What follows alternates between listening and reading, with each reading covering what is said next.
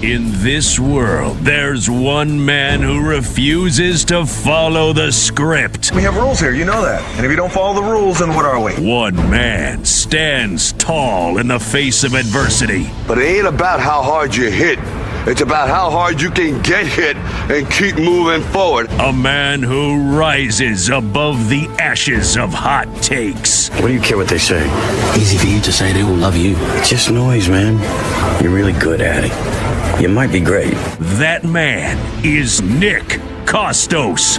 And this is You Better You Bet. If loving sports is wrong, I don't want to be right. Where narratives are challenged and the truth is spoken. I told you what was going to happen last week.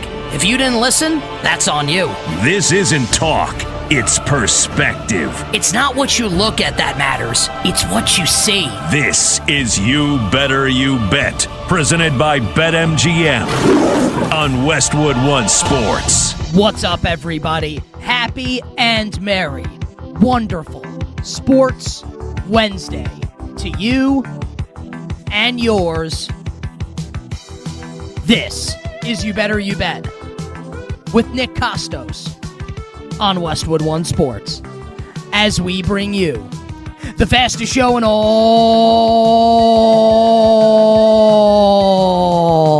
of sports. The show presented today and always by BetMGM. Make it legendary by downloading the BetMGM app and visiting BetMGM.com. And on this Wednesday morning, the world of sports in a state of anticipation. And we are going to break down all the big stories, including, is Aaron Donald going to come out of retirement and join Myles Garrett on the defensive line for the Los Angeles Rams? If that happens, I'm going to tell you the team that this Rams squad will remind me of, and if I think the Rams can replicate that particular team's level of success.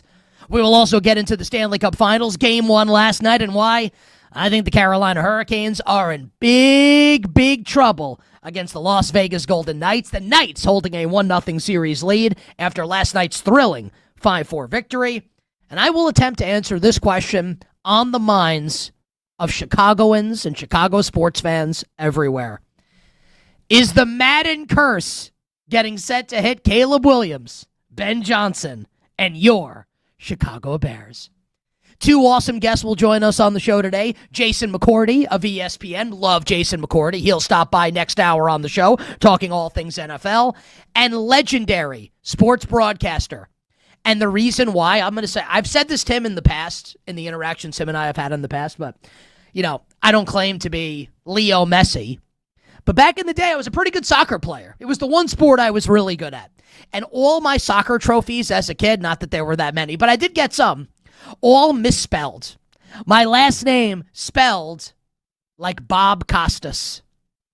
And it's because of Bob Costas that all my soccer trophies that my mom still has are all, my name is misspelled on all of them. The great, the legend, Bob Costas will join us in the 11 a.m. hour this morning.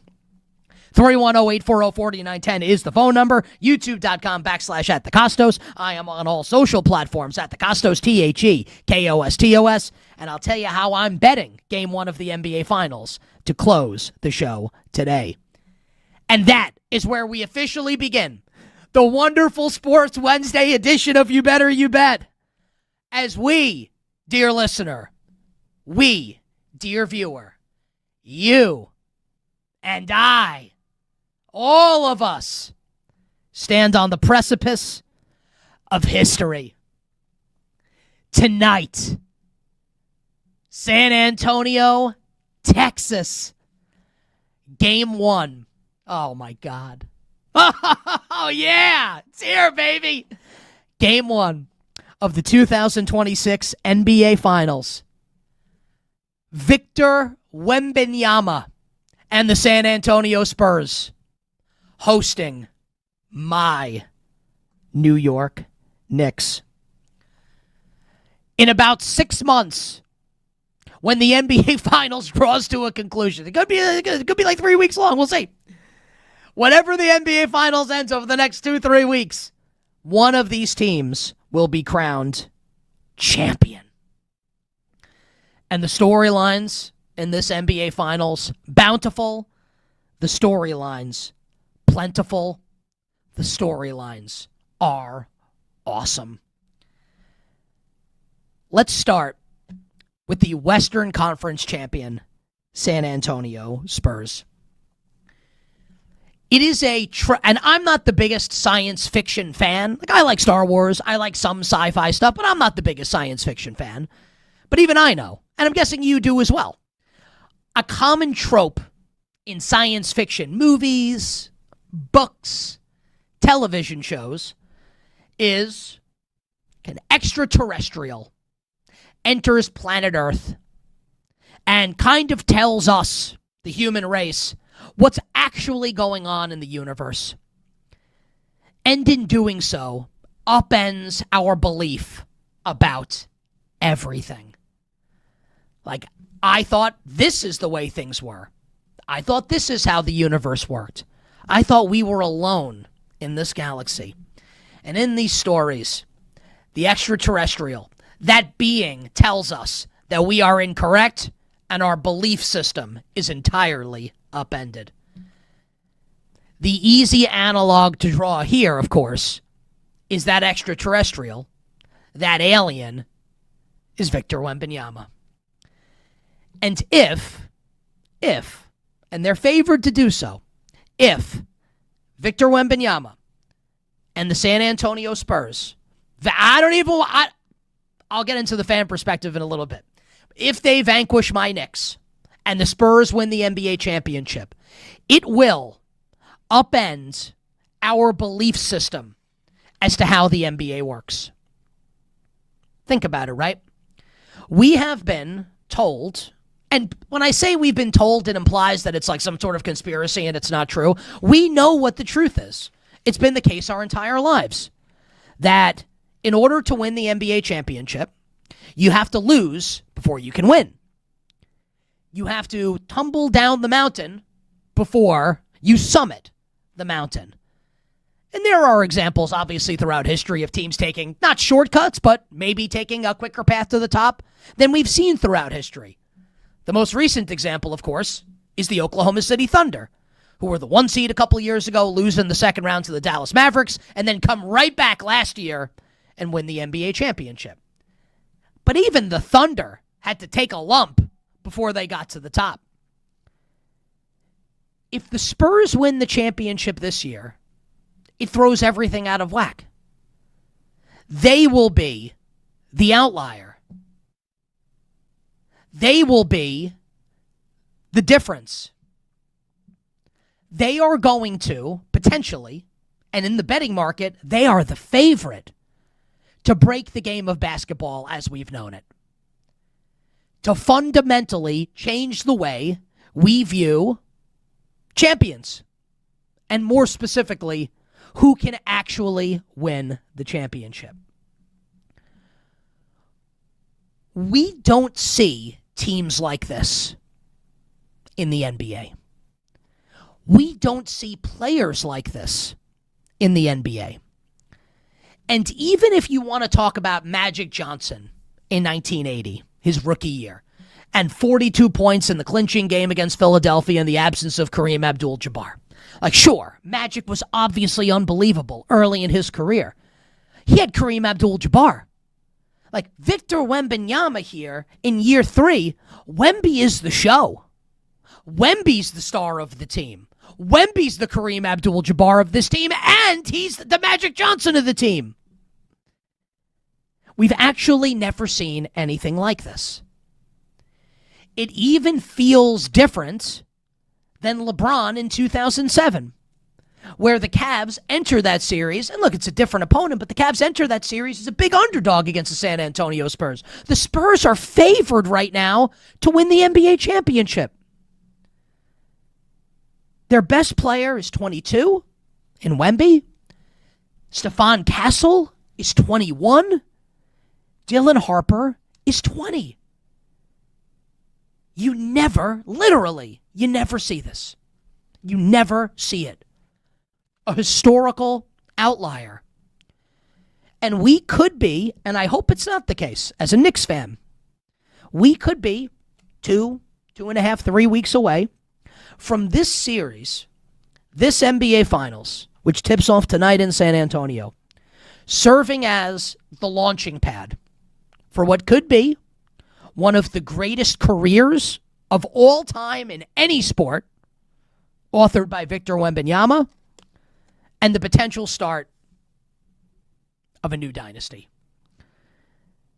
And I'm normally reticent to use that word, even though I am prone to hyperbole. They haven't won anything yet. So is it silly to use the word dynasty? Probably. But look, if we're going to project this and play this out, given what Wemby already is, and if they hold serve as the favorite and win, what's this going to look like moving forward? Again, it's unprecedented what San Antonio's been able to accomplish. With a core this young, 22, 21, and 20, Wemby, Castle, and Harper. This is a team that's shrugging at everyone saying, you can't do it. And a team collectively bearing its fangs at the basketball gods. Oh yeah? You don't think we can do this? Watch us. We'll go into Oklahoma City. Lights are bright. Game 7, Western Conference Final, Saturday night in primetime. And we're going to take it to them. And we're basically going to lead pillar to post. And we're going to knock out the reigning defending champions who everyone thought was going to go back-to-back and win the NBA championship. And the thing with the Spurs, while we obviously credit, and they deserve credit, because they're all way beyond what their ages should be in terms of quality of player. While we credit Wemby, Castle, and Harper, the role players on this team are fantastic. And it's unfair to De'Aaron Fox to call him a role player, but I mean, with Victor Wembanyama on the team, it's kind of like everybody's a role player around him. De'Aaron Fox has exceeded my expectations for him in this postseason and has proven to be a legit secondary scorer and ball handler and someone who serves as a calming presence for the young players on this team. Keldon Johnson was awesome in Game 7. He was the 6th man of the year in the NBA. Devin Vassell, Julian Champagnie, who's got cojones the size of grapefruits with the way he stroked the 3 ball on Saturday night on the road in Game 7. And Luke Cornett. Some are calling him the white LeBron James. Who am I to disagree? For his block of Isaiah Hartenstein, which helped change the game on Saturday night in Game 7. Would have been 97-93. Instead, the block, down the court, Spurs bucket, 99-91. And we need to talk about Mitch Johnson. Mitch Johnson takes over as head coach of the Spurs after legendary coach Greg Popovich, who has deemed himself El Jefe, which I love, in his emeritus role with San Antonio, after Greg Popovich's stroke, which all but ended his coaching career, his legendary coaching career. And look, everyone got on me for my Jackson Dart take. I am not into Greg Popovich spouting off his political views whenever a microphone's put in his face, but it doesn't change the fact that he's one of the greatest coaches ever. And Mitch Johnson has stepped into those gigantic shoes. 5 championships for Greg Popovich in San Antonio. 99, obviously, against my Knicks. 03 against the then New Jersey Nets. 05 against the Pistons, who were looking to go back-to-back and belly-to-belly. 07 against LeBron and the Cavs. 14 against LeBron and the Heat. And Mitch Johnson has the Spurs on the doorstep of a championship. It's incredible. It's unbelievable what this team has been able to accomplish. And again, if we had talked about this before the season, and we did, right? It wouldn't have surprised anybody if the Spurs had won a championship at some point, or been at least in the finals, right? At some point in the next 3 years. win a title in the next 3 to 5 years, no one would have batted an eyelash because of what Wemby had already showed even entering this year and what Castle had shown as a rookie last year. No one expected this. Nobody. And it's not just, again, that they were ahead of schedule. They have bucked historical trends, looked at those historical trends, stared them in the eye, and stared them down. This is actually and truly the stuff of legend. Now, they need to close it out. They need to win 4 more games. And yeah, and I'll get into it. They did expend a lot of emotion, right? On Saturday night. And I loved, and if people have not seen this, I would urge you to go check it out. Not now because my show's on the air, right? But Kevin Garnett, it's actually will make you die laughing. Now it's very it's R-rated, the content. And if it's not safe for work. So if you watch it at work, put your headphones in. Kevin Garnett goes on Paul Pierce's podcast, the former Celtics teammates, and he picks the Knicks in the finals, and he respects Wemby, but kind of crushes Wemby a little bit. Man, look at all that emotion you expended. You're crying on the court after you beat the Thunder. You haven't accomplished your goal yet. You still got to beat the Knicks. And if Wemby, because we don't know what's going to happen, right? What if Wemby expends all that emotion? He's crying on the court, and clearly meant a lot to him to beat Oklahoma City, beat them on the road, get to the NBA Finals. What if he's able to avoid that emotional hangover?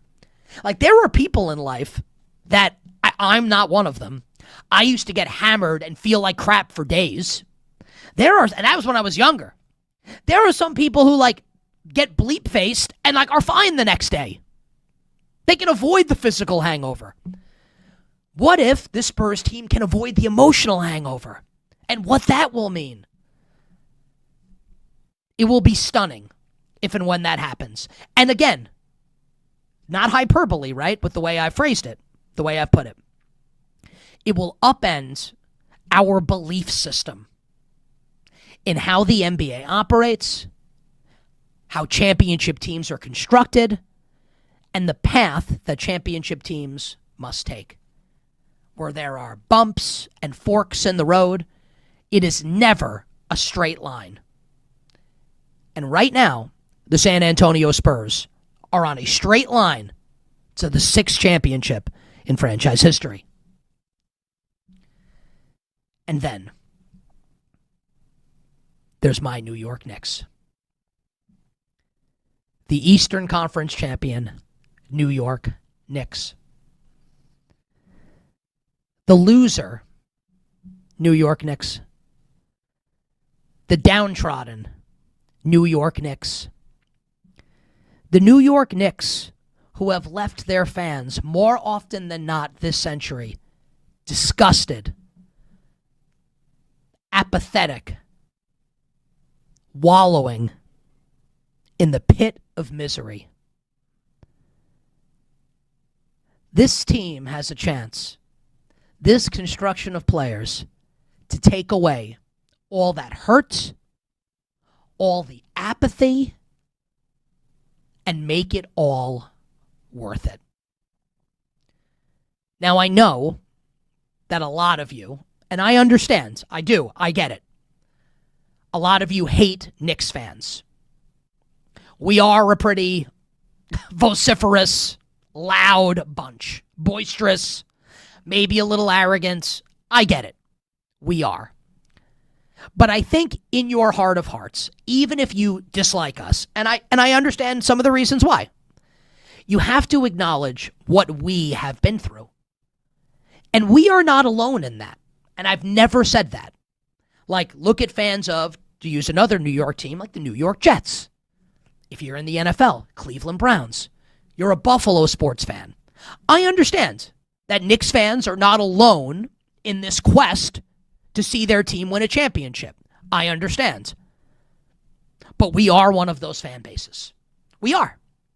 And what this would mean to a city that loves its basketball team, that unites behind its basketball team.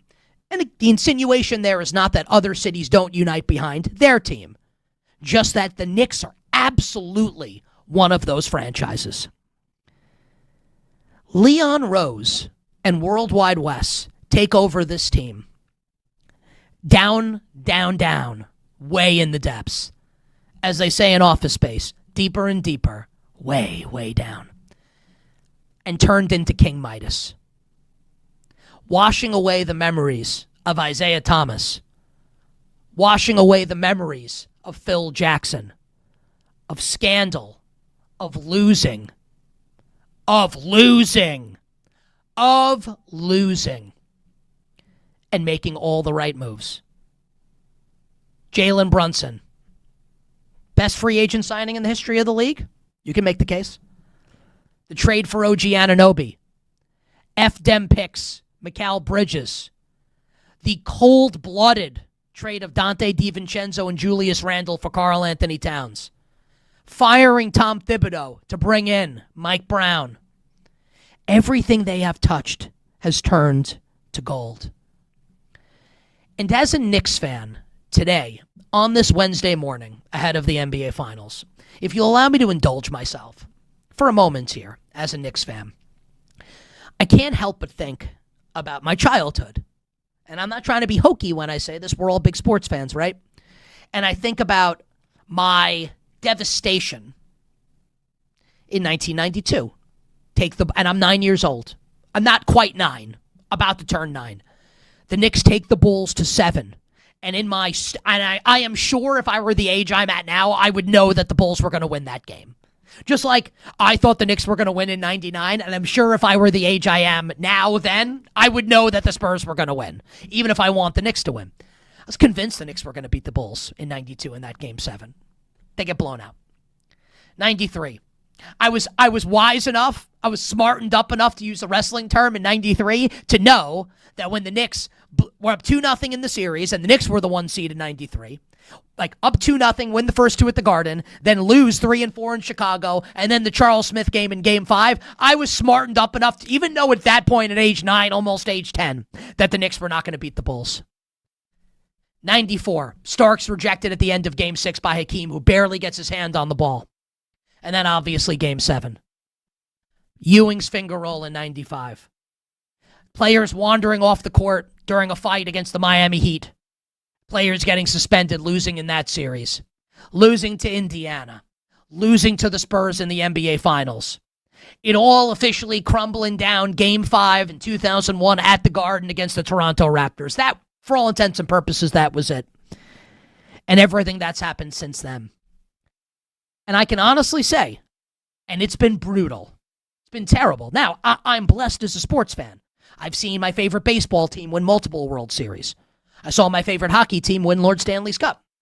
I've seen the Giants win Super Bowls. But this has been one that's eluded me and eluded Knicks fans. Right? I can honestly, I would say stand here, but I'm sitting down on my very comfortable office chair. I can honestly sit here before you and say, if the Knicks get this done, if they pull this off and they win the championship, it makes it all worth it. In the same way that when the Giants won Super Bowl 42, and the Giants are my favorite team against the Patriots, it made so many of the losses worth it. 93 against Emmett and the Cowboys in the regular season finale. 44-3 against Ricky Waters and company in the playoffs and Phil Simms' final game. Minnesota with Danny Cannell in 1997.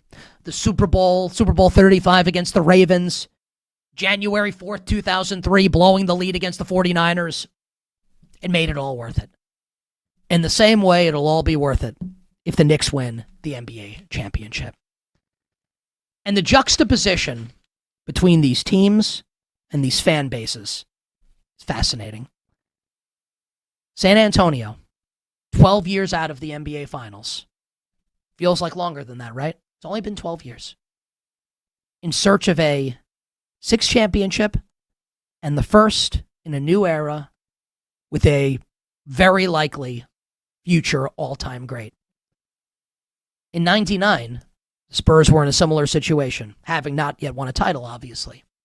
And they beat the Knicks to get there with a young Tim Duncan. Tonight, they begin the path forward with a new young star in Wemby against the same team. looking for title number 6. And the Knicks looking for their first title in many, not all, Bill Zimmerman was alive to see it, but in many of our lifetimes. Can we please let's just get to tip-off tonight. I have goosebumps right now. Not necessarily because of what I just said, even though I thought it was pretty good. I'm really excited. It's going to be awesome. I hope. We're just getting started here on this Wednesday. On the other side here on You Better You Bet, let's talk about Game 1. The keys to victory for both teams, how I think it's going to go, and I'll tell everybody the most important player tonight for the New York Knicks. And it's not Jalen Brunson. Keep it locked right here, Westwood One Sports, presented by BetMGM.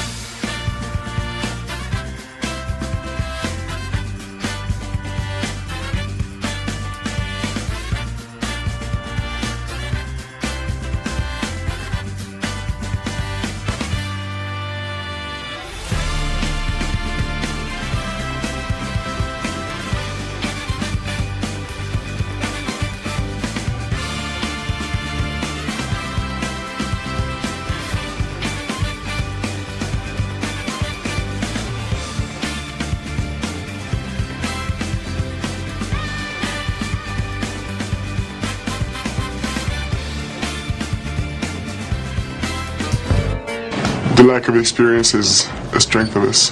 What do you mean by strength?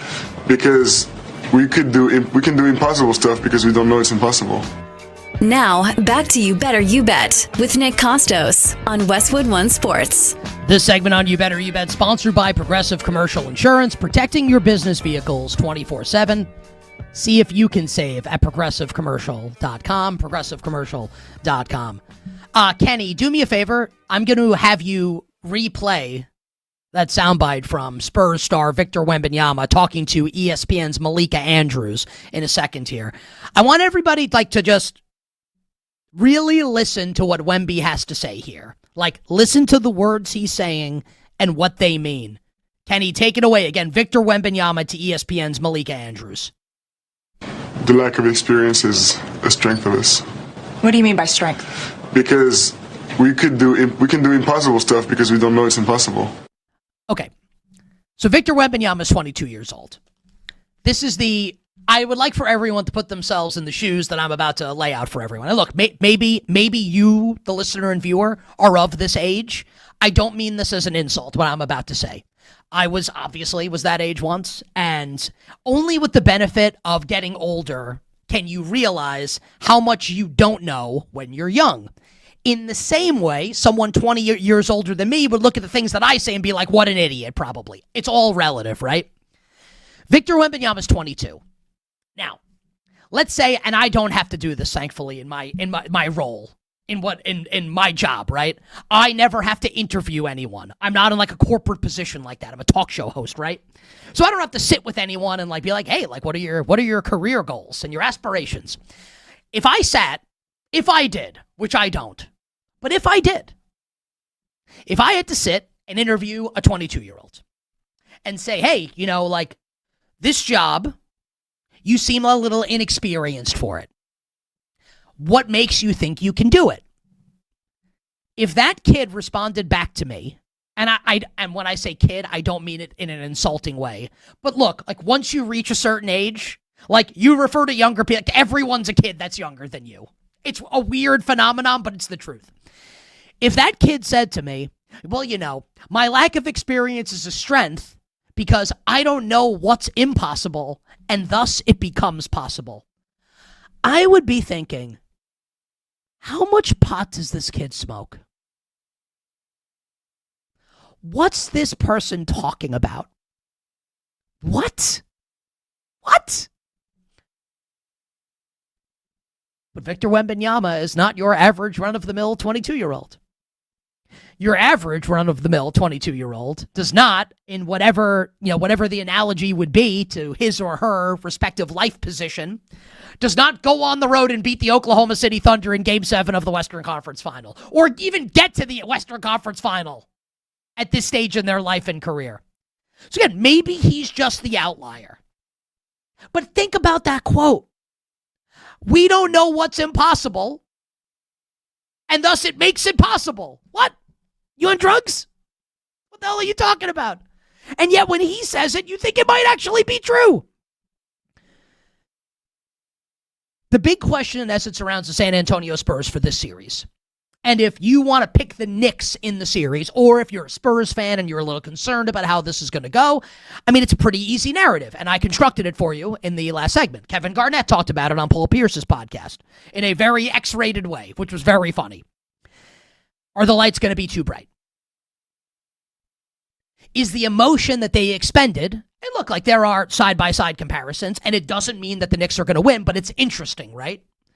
Knicks win the Eastern Conference Final. They're not interested in the presentation, and Jalen Brunson and Josh Hart do their buddy cop routine. They don't care about the trophy, whatever. Brunson doesn't care about the Larry Bird Award, etc. And then you have the Spurs celebrating legitimately, they won the NBA Finals, right? Now, we've seen Wemby do this. He cried after a regular season game in February against the Clippers on a Friday night because of a big second half comeback. I don't mean this as a criticism. I love the emotion that he shows. He did do that. Did they was that the mountain that they summited? And did they celebrate too hard? And do they have their eyes? I'm sure they care, obviously, and they want to win the championship.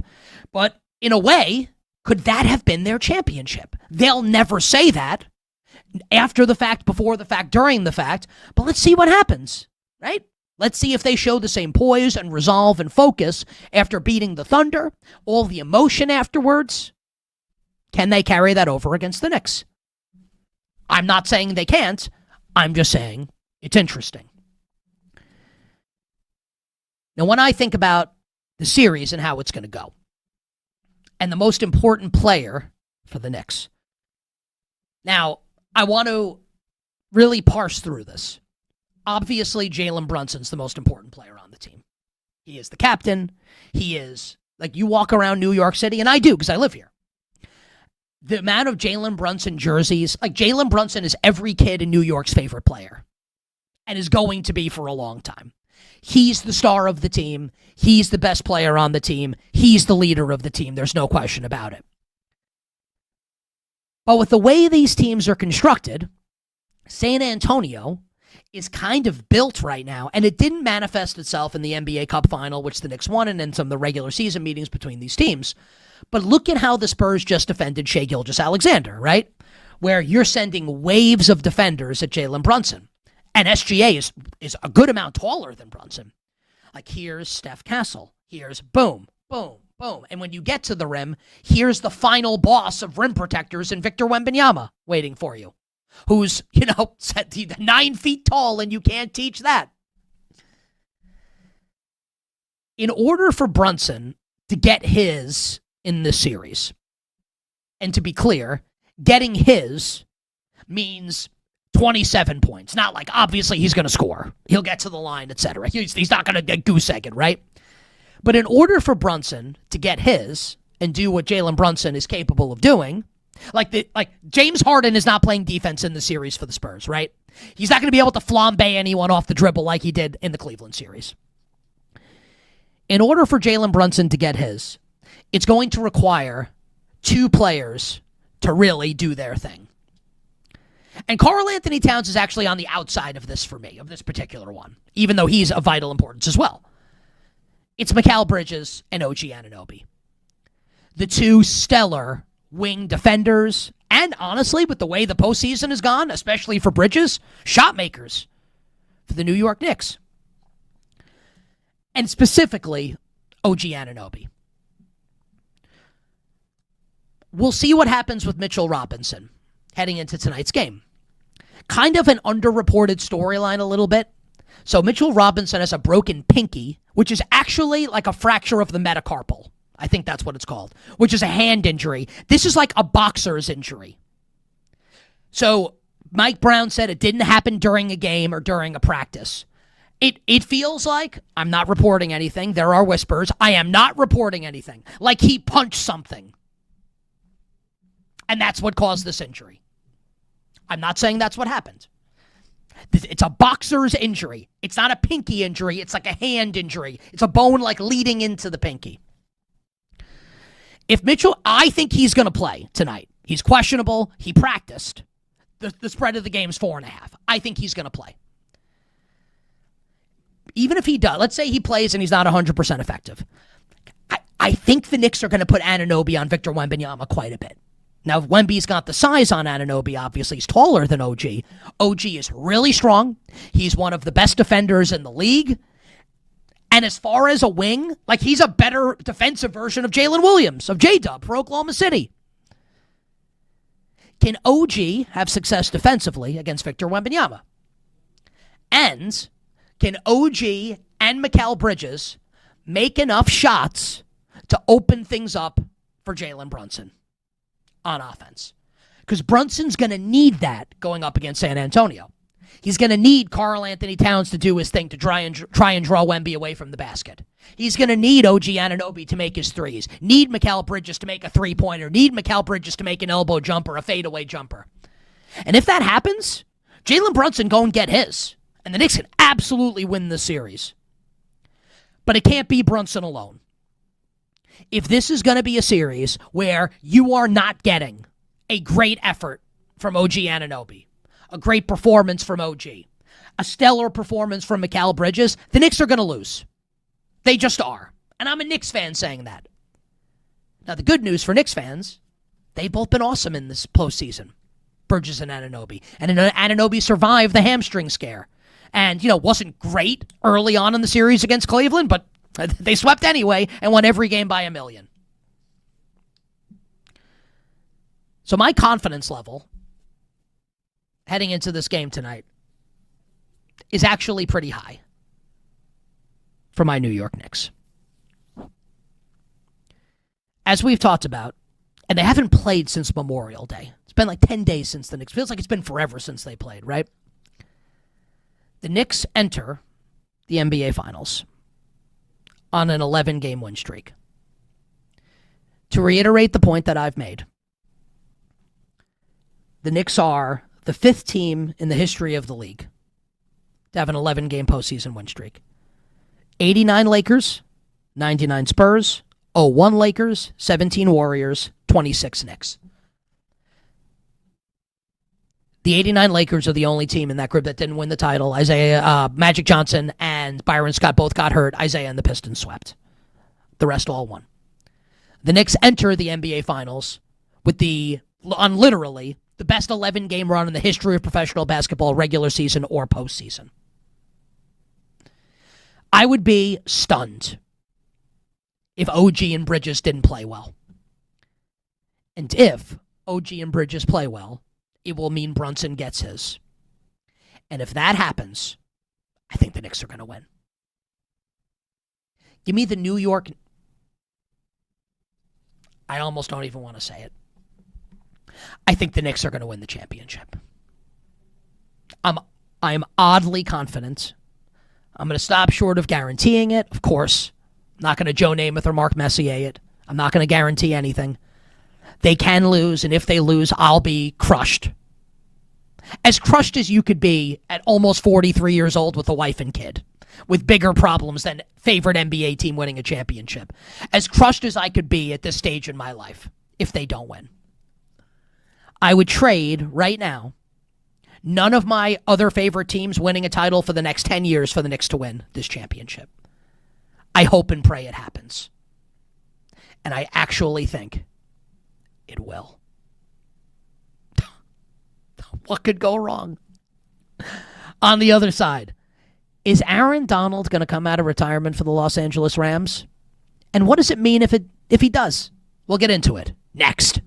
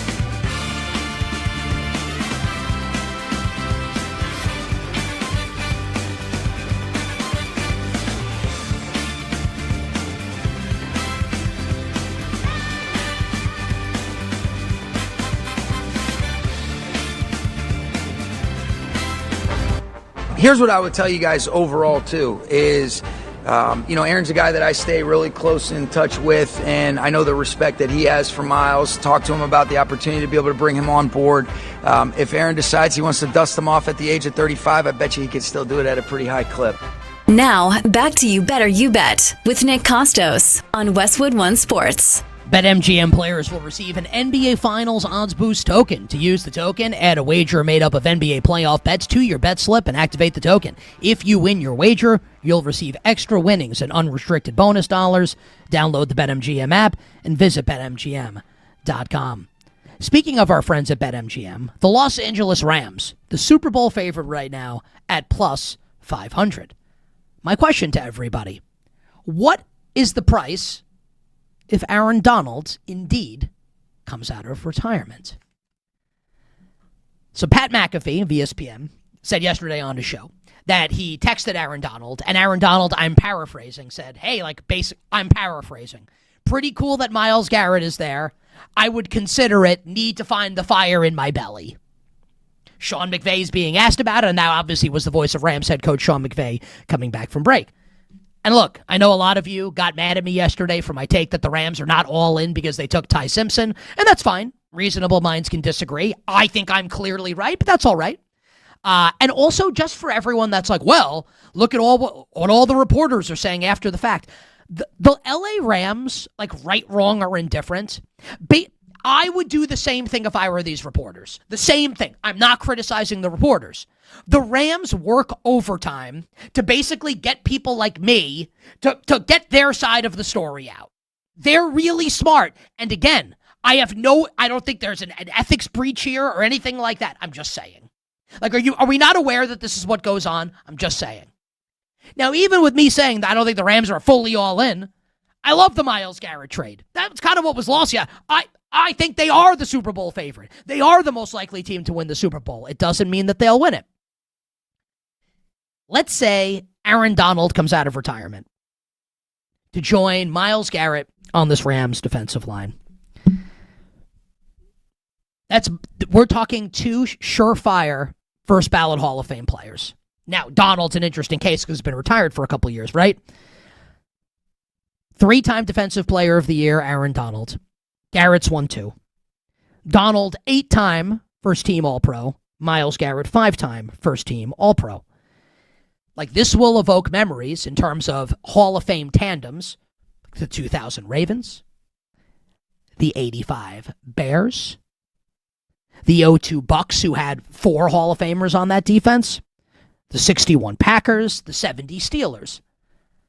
But I think it's fair to say, now, and it would require Donald to at least be, 85% of what he was, and who knows if that would be the case. It would be the greatest defensive tackle, defensive end pairing in the history of football.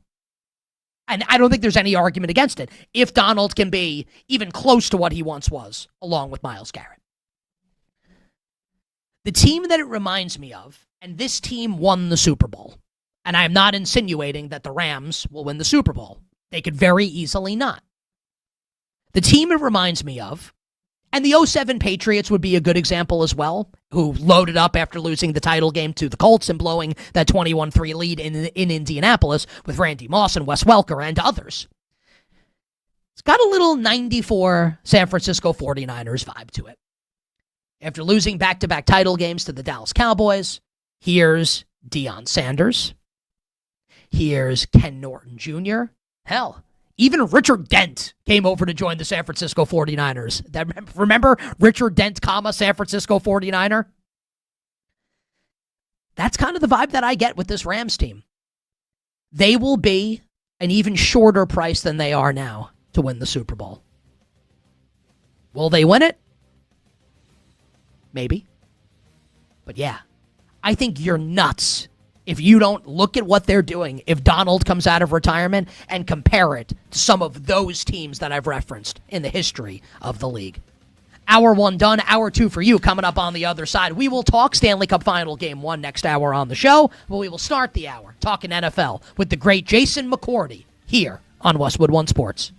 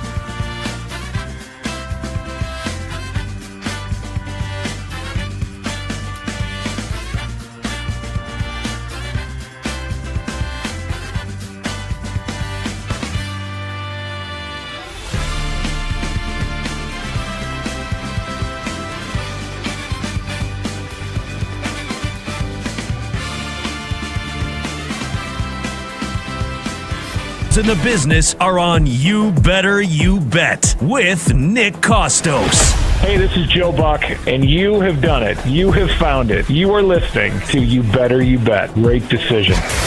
Hi, this is Kevin Harlan of CBS, Westwood One, and TNT, and I'm listening, as you do every day, to You Better You Bet with the most handsome single man in the radio business. A man who, if I was not married for 38 years, I might consider myself the kind of guy that can electrify a listening audience and a crowd of bystanders watching him do what he does so well each and every day. Continue to listen right here on You Better You Bet. This is You Better You Bet on Westwood One Sports. Brought to you by BetMGM. The wonderful Sports Wednesday edition of You Better You Bet rolls on. Nick Kostos, our crew, and you here on Westwood One Sports. As we collectively, you and me, us, stand on the precipice of history. The NBA Finals. Tonight. Game 1 in San Antonio. Wemby and the Spurs against my New York Knicks. Rolled through how the Spurs got here and how if the Spurs win, it breaks basketball as we've known it. The history books rewritten. We will not be able collectively to say we know how things go. We know the road that a team has to take to a championship. Twists and turns. Knock down the mountain before climbing back up and summiting the mountain. No. San Antonio right now on a straight line towards a championship. And if they win, and to be fair, they're the favorite, it will fundamentally change our belief system in how the NBA works and how champions are crowned. And we talked about our Knicks. I shouldn't say that. Maybe you hate them. I love them. My Knicks. And the path that the Knicks have taken to get here. And what it will mean to me and Knicks fans if they're able to summit this mountain, wash away the memories of 94 against the Rockets and Hakeem, 93, Charles Smith against the Bulls, the Patrick Ewing finger roll, 95 against Indiana, walking off the court suspensions against Miami, the finals against San Antonio, 0-1 against McGrady, Vince Carter, and the Raptors, Halliburton last year, everything. It's all on the line, and it starts tonight. And I think the Knicks, my Knicks, will win the NBA championship. And we close the hour saying, hey, is Aaron Donald going to come out of retirement? And if he does, the team that reminds me of this Rams team in the history of the league, not saying they will succeed like this team did, the 94 49ers, losing in 92 and 93 in the NFC championship game to the Cowboys. Here's Deion Sanders. Here's Ken Norton Jr., here's Richard Dent, here's first-rounder Brian Young, Ricky Jackson, Gary Plummer, Tim Harris, Charles Mann, and a Super Bowl championship. We'll see if Aaron Donald comes out of retirement and if the Rams can replicate that success. We'll get to the Stanley Cup Finals coming up in a little bit. Joining us right now on the show, one of our absolute favorites. And every time he comes on the show, our text chain of everyone on the show, just like the McCourtys are the best. We love to. I'm not joking. I can send you Jason McCourty the text if you want to see it. I actually think that me, Nick Kostos, and the crew of the show are you and your brother Devin's biggest fans. Like, we love you guys. Love when you join us on the show. How's it going, my friend? Thank you for joining us. It's going great. It would have sounded better if you would have just said me and left off Dev, or just said that I was better than him, and that's what the text chain is all about. Then it would have really been believable. But the fact that we were paired together, no one's believing Dev's that great. So I just sent a text while you were talking. I will read it to everybody. Devin McCourty sucks. So now that that's on record. Think alike. Now that that's on record, Jason McCourty does an awesome job on ESPN, other outlets. He's the best, joining us here on the show to talk some National Football League. I want to start here, and for people watching on video, we talked about this a little bit off air. The chair that you're sitting in right now, I don't know how this is not like a conversation starter. Like, this looks like a comfortable version of the throne in of the Iron Throne in Game of Thrones. Like, this is something a king should be sitting in here. You actually said it's not as comfortable as it looks. Tell us about this big-ass chair that you're sitting in. It looks really great. I could be king of the north up here in New Jersey, sitting in this chair. This was a purchase by my wife probably a decade ago when we were living in Tennessee. I know absolutely nothing about the chair. Can't tell you how much it costs. Can't tell you where to get it from. If you sit in it for a while, it is a little bit uncomfortable, but I don't know if that's just the 13 years of playing in the NFL. If I sit anywhere for too long, it probably starts to get uncomfortable. So it does all right, though. It looks pretty damn good, though. I will say that. We got to get you like a Herman Miller Aeron chair, like one of these office chairs that you sit in. I've had this chair for 7 years. Great investment. My back never hurts, but also I think like the extent of my athletics was like running around on a soccer field CYO in 5th grade in Queens, New York. So I don't know that I have quite that experience. I love the fact that you know the brand names of what chairs to get, and that is lasting for 7 years. That's what the key point of this. You can direct me to exactly the chair I need. The Herman Miller Aeron chair, AERON. And yes, I know the brands because my wife will often call me a brand and word that rhymes with bore. And I have to be fair, Jason. She's right. Let's talk some National Football League. So the Myles Garrett trade goes down a couple days ago. A legitimate stunner, and then we find out after the fact, actually been in the works for a couple months, and obviously we believe that, right? Jason McCourty's number one take coming out of Myles Garrett now joining this Rams defense with a bunch of other studs on it is what and why? You can't say that now in June you're going to look at a piece of paper and find a team that is better than the Rams. Now, what does that mean once the games start playing and there's other factors, injuries and all of those things? There's so many variables. I mean, nothing. But right now, this is the best team in the National Football League. They were Super Bowl favorites before they added Myles Garrett to this team. To me, this is a special trade. I think even for me personally, I was in Cleveland Myles' rookie year when he got there, and the slogan on our team at that time from Hugh Jackson was "Embrace the suck." We knew what it was going to be coming off a 1-15 season, and then we went 0-16. I was going to say, you did. You did. Yes, I hate exactly. to say that. I'm not trying to be a jerk. But So for Myles, and he's played in 3 playoff games throughout his 9 years, but he's done so much damage on teams that weren't able to get over the hump or even get close to where they wanted to get. So for him personally, you come into the league on a bad team with a Hall of Fame player like Joe Thomas, who you saw and probably got to go against every single day in practice. And you saw a guy that finished his last game against the Titans when he got injured in a Hall of Fame career, never getting to see that type of team success. So now you fast forward for Myles, 9 years of that. Now you get an opportunity to go play in 7 primetime games, and you get to chase a Lombardi trophy. So to me, this is special. This is a Rams defense that fell apart towards the end of the season, but was at the top of the league when you look at pressure, sacks, and all of those things. And now you've just added the Defensive Player of the Year along with the MVP from a year ago. So this is an extremely dangerous team right now with this type of move. Sucks they had to give up Jared Verse, who I think is a fantastic player. But when you get a guy like Myles Garrett on your defense, with what they've added in the secondary with the trade of Trent McDuffie and adding Jalen Watson, like you've completely changed your defense and how you're going to be able to attack your opponents. You played in the NFL for a long time. You know a ton of people in the league. You're a great person to answer this question, right? I have an idea, but I was never in those rooms. I was not in that locker room. So if you're, and I guess you could apply this to literally any of the other 31 teams, but specifically, let's talk the Niners, the Seahawks, let's even say the Eagles, like the great teams in the NFC right now. They see this, Myles Garrett joining the Rams. What do you think they're thinking in that moment and in the days that have passed since?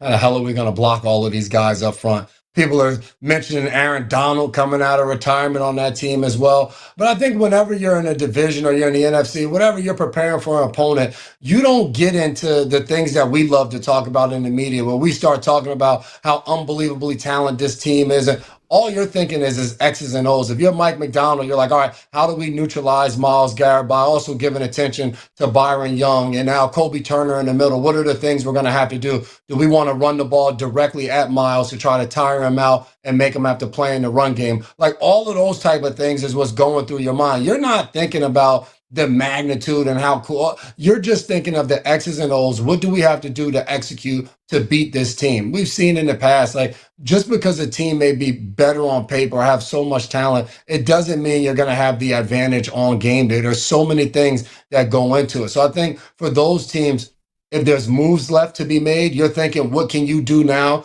to one up and get a little bit better on your team, a roster? Maybe it's a player, maybe it's a trade, maybe it's a free agent that's still out there, of what happens throughout OTAs and mini camps and stuff. So you're always thinking about ways to get better from the standpoint of the other teams in the NFC. I have two philosophical questions to ask you about football as it concerns offense and defense. I think this will be like a little bit of maybe curveball from what we may generally do in an interview like this, right? So, you played defense, right? But you know the offensive side of the ball really well.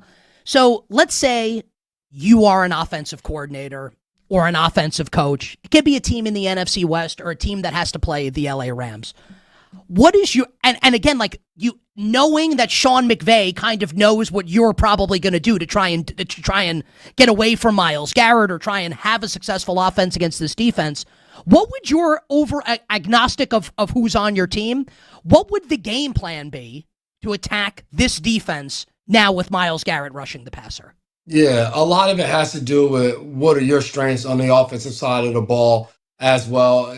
Let's just say if I'm McVay's offense going against McVay's defense right now, the fact that they have the weapons they have at the tight end position, I'd go out there and I'd try to put 3 tight ends on the field, because now I have bigger bodies, especially on first and second down, around a guy like Myles Garrett and the rest of that defensive line. So it's more people for him to have to get through. Now, how do I disguise and move people during the play with motions and shifts and post snap to create advantages from a numbers standpoint in the run game? Because that's going to be key, because with what Myles can do on third down and what the rest of those guys, Braden Fisk and Byron Young and Kobe Turner, you don't want to end up in those third and long situations where now they can pin their ears back and get after the quarterback. So you want to be able to run the football and slow them down. And then there's going to be opportunities where you want to spread them out and get the ball out of your hands quick and not allow those 5-step, 7-step drops where they can really get pressure. So to me, it's about how do you scheme up and do things with movement up front to be able to create a numbers advantage. Because with Myles Garrett, I don't want to leave him in one-on-one situations, but maybe I can get a double team and then somebody else coming off and hitting him to be able to slow him down and bother him throughout the entire course of the game. Now, on the flip side here, Jason, and I say this acknowledging, I agree with you, right? Like, no one can say with a straight face that the Rams are not right now the best team on paper or the most likely team to win. I acknowledge that. I think if you or me wanted to poke a hole in this team while acknowledging that they're still the favorite, right? I think you can say, and it's pretty accurate, they don't have a lot of speed on offense, right? Now, I think the way that they tried to mitigate that last year, and I love stuff like this, right? I know you do too, you played, the proliferation of the multi-tight end set, and how I think we're going to see a lot of teams copy that this year. So I think about Mike McDonald, right, the head coach of the Seahawks, or Raheem Morris, the defensive coordinator now of the Niners, and you played defense at a high level in the NFL.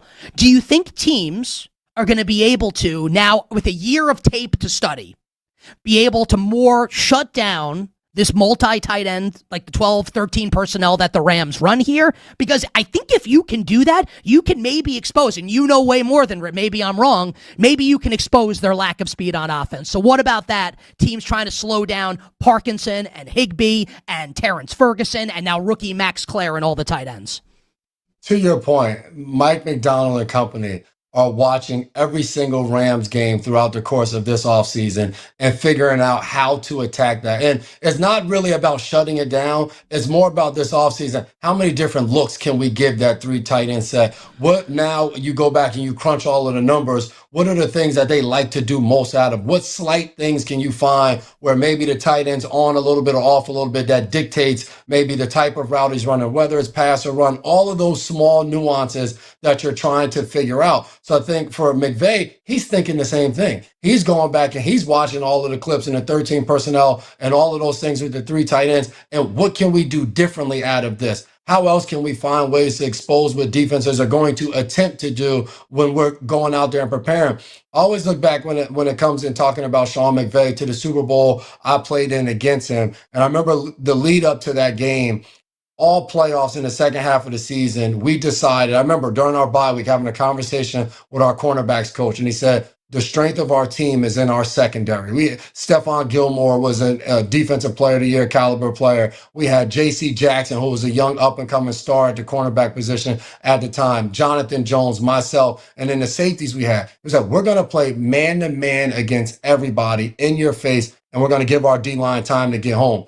We did that all throughout the playoffs to get to the Super Bowl. We get a Super Bowl, we completely flipped it up and played all zone on first and second down. And I remember in that game, we got in at halftime and it was just like, all right, McVay's probably going to try to do these different things. And it never happened. So you're not going to catch him to me again, where he's not going to have an answer to something you're doing. And to your point, the speed, I've talked about a Brandon Cooks type of player who's out there, is available, a veteran, a guy that can stretch the field. They lost Tutu Atwell this offseason. Who's a guy that you can bring in that can get vertical and be able to spread the defense out and do some of those things? So you think they can maybe it's Tyreek Hill. If Tyreek's able to go, maybe it's Brandon Cooks, who obviously had a tour of duty with the Rams already, played in that Super Bowl, right? So is it your expectation? I'm not asking for a prediction, but you would think that they would add, if they don't have one. They legitimately don't have a field stretching receiver right now, right?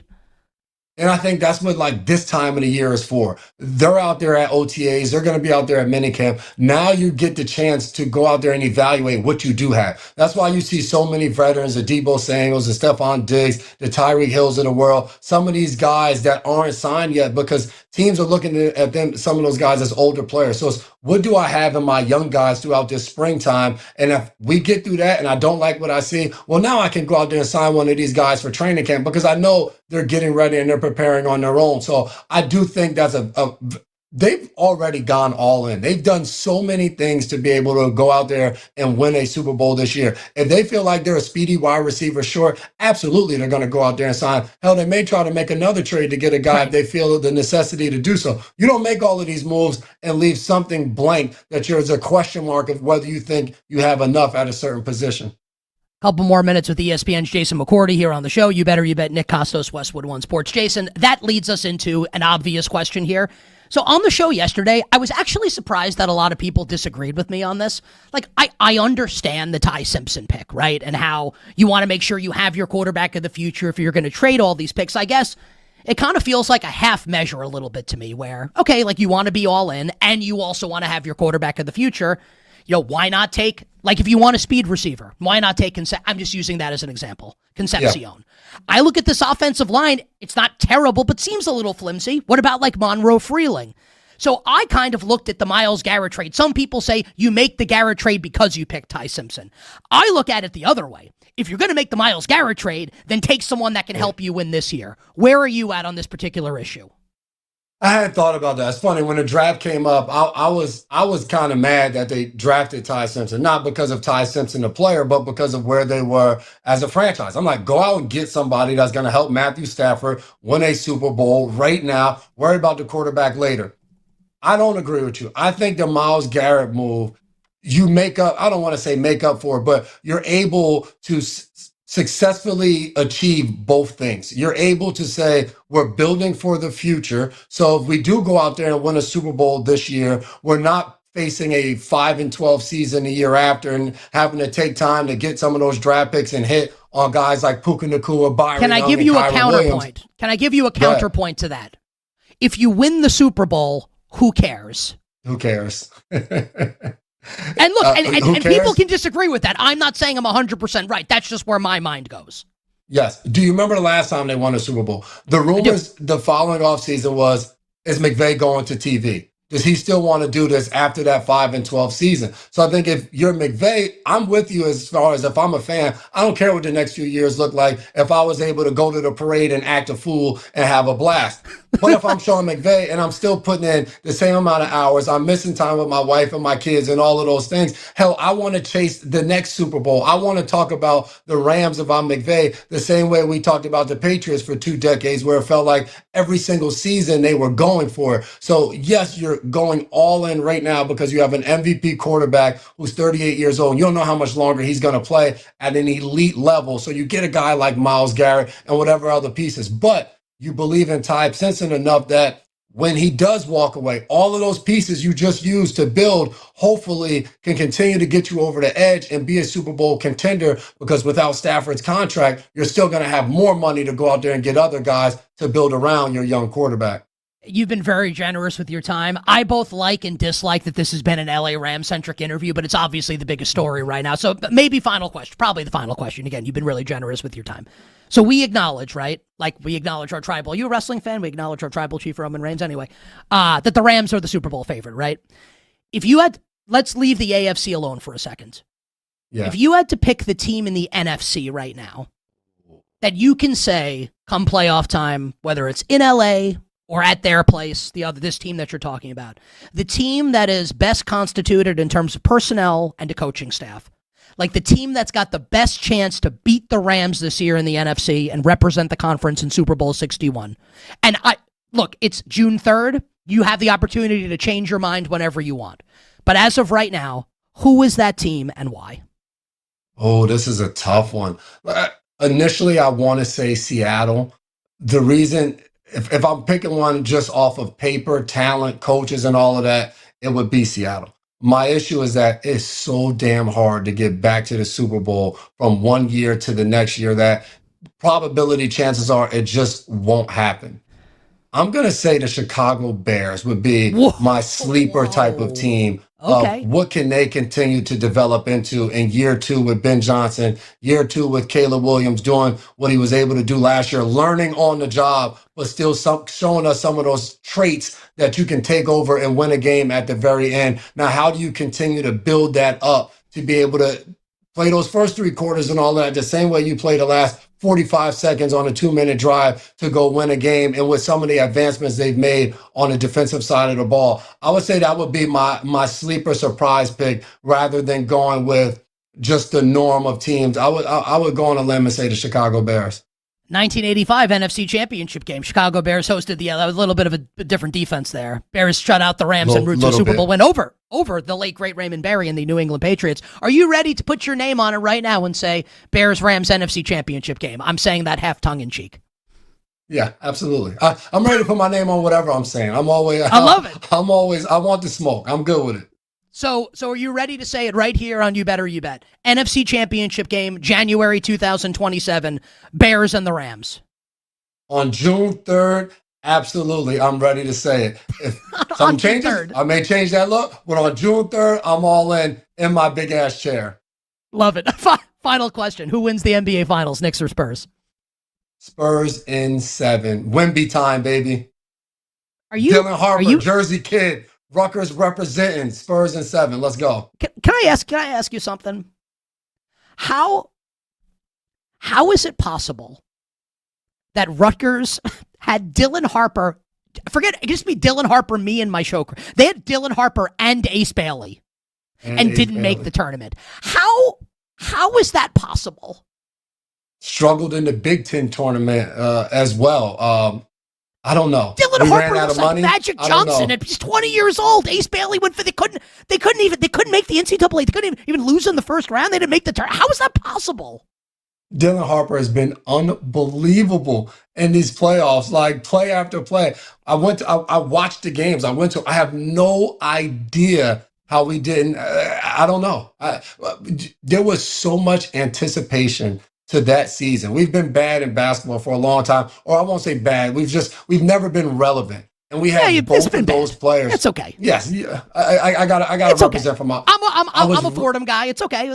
We're not good either. It's okay. I was ready to travel to wherever the tournament games and to go and represent, and we didn't even make the damn tournament. That was heartbreaking. I don't know. It'll forever be a question. Do you feel like you have to turn in your Northeastern card since you picked the Spurs over the Knicks, or no? I've gotten a few text messages of people not too thrilled about my selection, but I'm rolling with who I'm rolling with. It is what it is. I like the Knicks. They're okay. I like their fans. You don't like them. New York people are really nice. You don't think that. It's okay. At all. At all. And you know what? I got news for you. I got news for you. So am I. And you're right. You're the best, man. Jason McCourty on the show. Does awesome work at ESPN. His work on Get Up is unbelievable. On Twitter at Jason McCourty. Thank you very much, my man. And in closing, 2 things. Number 1, Herman Miller Aaron. Check it out. I know it. Number 2, go Knicks. There we go. Always good to see you. Jason McCourty joining us here on You Better You Bet. He's the best. What a guy. Needs that Herman Miller Aaron chair. If I can afford that Herman Miller Aaron chair, Jason McCourty can afford that Herman Miller Aaron chair. Like, I didn't intend for the interview to be all Ram stuff, but, I mean, we had the opportunity to talk to a guy like that about the X's and O's, right? And how teams are going to defend McVay's multiple tight end set and how offenses are going to try to game plan against Myles Garrett and this defense. It's pretty staggering to think about, right? The schematic advantages that they have on both sides of the ball. Again, it doesn't mean they're going to win the championship, but it does make them the deserving favorite. My last note for now on this. When was it, guys, that I was talking about, like, it was yesterday, right? Self-awareness after Jeremy Roenick's interview on the show.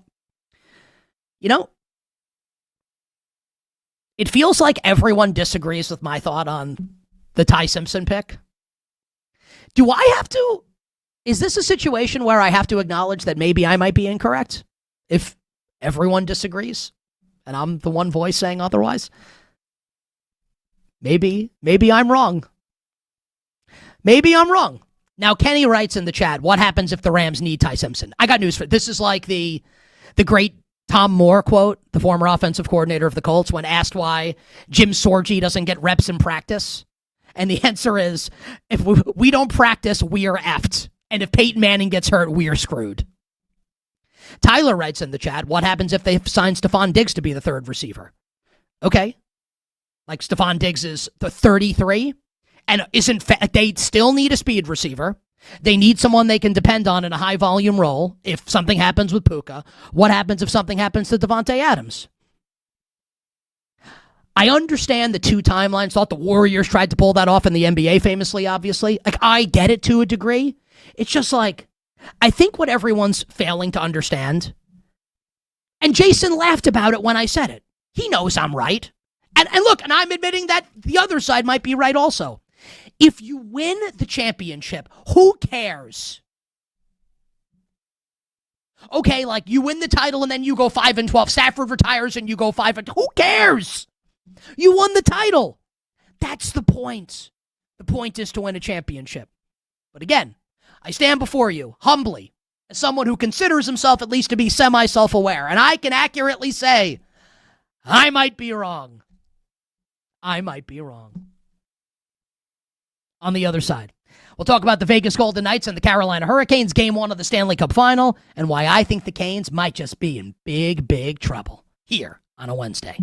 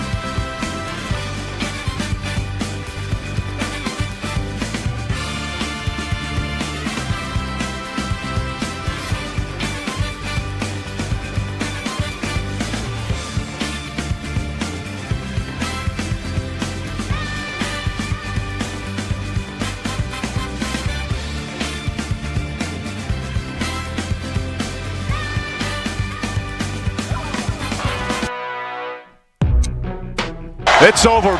Believe it, Knicks fans, for the first time in 27 years, the New York Knicks are going to the NBA Finals. The dream season continues, and hopes of ending a decades-long championship drought are very much alive. Now, back to You Better You Bet with Nick Kostos and the crew. Presented by BetMGM on Westwood One Sports. This segment on You Better You Bet sponsored by Progressive Commercial Insurance, protecting your business vehicles 24/7. See if you can save at progressivecommercial.com, progressivecommercial.com. Game 1 of the NBA Finals tonight in San Antonio. Spurs and the Knicks. Yeah, I think the Knicks are going to get the job done tonight. I think it's going to be a big game for OG Anunoby. I think it's going to be a big game for Mikal Bridges. And in doing so, I believe that it will be a big game for Jalen Brunson. And I believe the Knicks will win tonight, take a 1-0 series lead, and extend their postseason win streak to 12 games. I can't wait for it. I'm laying in bed last night, and a late night last night because of the Stanley Cup final game, which was absolutely legendary, with Vegas and Carolina, with Vegas coming back from a 2-0 first period deficit. You want to hear an incredible statistic? In the history of the Stanley Cup final, teams 55-0 in game ones in Stanley Cup final history when leading by 2 or more goals in the first period. So heading into last night, game 1 in Carolina, 55 times in history, if a team takes a 2-0 lead in the first period, they go on to win game 1. Last night now becomes the 1 in 55-1 as Vegas storms back from a 2-0 first period deficit and ultimately wins the game 5-4 on a Tomas Hertl goal in the waning moments. And Sean McDonough and Ray Ferraro are incredible on the call. And Sean McDonough, like the great play-by-play guys, can set the stage, right, for what's about to happen. And McDonough says, in the last couple minutes of the game, you have the feeling here that next goal wins. And it's not overtime, right? So it's not like next goal literally wins the game, like the game ends. But you reach a point in the closing moments where you feel like the game, like whoever scores, that team's going to win. And ultimately, it's Tomas Hertl that scores the goal. Take a listen to the Hertl goal and the call by Sean McDonough last night on ESPN and ABC. 3.5 to go. Hertl into the dot to Sis. It's back for Hertl. He scores! Tomas Hertl! Then it's 5-4 Vegas. What a goal by Hertl. Now, you can't hear it in that call, but if you watched a replay of it, you would see Costas Bear. I love when we meaning people in the media, sports media that don't watch the hockey regular season, and now all of a sudden we have to pronounce all these names correctly. Like I know who he is because he's been in the playoffs like a million years in a row, but it's not a name that I pronounce that often. It's not like, I say Tunga Vailoa once a year. I say it 500 times a year. I know how to pronounce it in my sleep. Costas Bear. So if you watch the play, he kind of sags off Hertl, and Hertl's wide open in the slot to fire it past Freddie Anderson and give the Knights their 5-4 margin of victory. So, post-game, Rod Brind'Amour, Hurricanes coach, is asked about it and what went wrong for Carolina in Game 1. And Brind'Amour references all the uncharacteristic mistakes that the Hurricanes made in the game. And how they were, my words, not his, but it's basically what he's saying, and then I'll bring it to what Costas Bear said, that this was like a lackadaisical kind of effort in spurts and at times for Carolina. Costas Bear said he literally took a break for a second. I want to get the exact quote here. Hold on. Let's see. Carolina Hertl goal. Because the quote is actually, it's actually stunning what he says. He took the blame for the goal and saying, quote, he, meaning Hertl, tried to shoot it, and I took a breather for a second. That's definitely on me. Could you imagine? and I don't want to turn this into like bashing this guy because like they're 12-1 entering game one of the final. Like took a breather in game one of the Stanley Cup final. Under 4 to play, game's tied. Took a breather. What? Other members of the Hurricanes saying that Vegas, unlike the last team that they played, the Montreal Canadiens, finishes their forechecks. And it's more physical. So I hear and see these things and think, what the hell was Carolina doing? What were they expecting here? Brenda Moore's an awesome coach. Carolina's in the playoffs every year. They got over the hump. They're in the Stanley Cup final. Look at Vegas. Well-oiled machine. Monsters since John Tortorella took over. Now 24-1. 24-1 since John Tortorella took over with 8 games to play in the regular season. Vegas doesn't make mistakes like that. Last night is a game that the Hurricanes, and I bet Vegas. It's like I won money on the game. But I can be honest and objective enough to say Carolina should have won last night. And if and when, and I believe it's when, Vegas wins the Stanley Cup, this will be a loss that Carolina rues. To be fair to the Hurricanes, they did lose game 1 of the Eastern Conference Final in pretty heartbreaking fashion to the Montreal Canadiens. And everyone was saying, including me, here we go, same old Hurricanes in a big spot. And then they came back and won game 2 in overtime, came back and won game 3 in overtime, Ehlers and Svechnikov, and then obviously bludgeoned the Canadiens in the final couple games of the series to win in 5. As the Hurricanes were saying last night, though, after the game, Vegas and Montreal, not the same thing. Although in terms of cities, it might only be the weather that separates them. I think the Canes missed their opportunity. I feel even stronger that Vegas will win the Stanley Cup after the way not just that Vegas won, but how they won. Took the big shot from Carolina early, stuck in it, fought their way back, and won at the very end. Awesome, awesome job by John Tortorella, Hertl, and the rest of the Las Vegas Golden Knights. Legendary broadcaster Bob Costas will join us at the top of the hour. We very much look forward to that. On the other side, we have a bunch of topics we need to get into.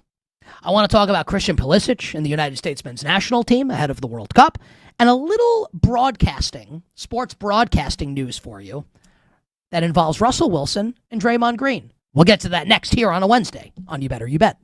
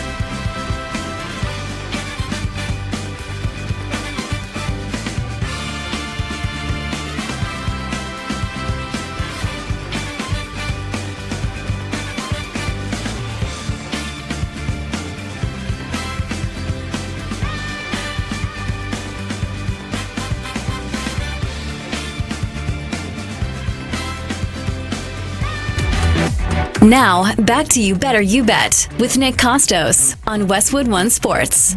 BetMGM players will receive an NBA Finals odds boost token. To use the token, add a wager made up of NBA playoff bets to your bet slip and activate the token. If you win the wager, you'll receive extra winnings and unrestricted bonus dollars.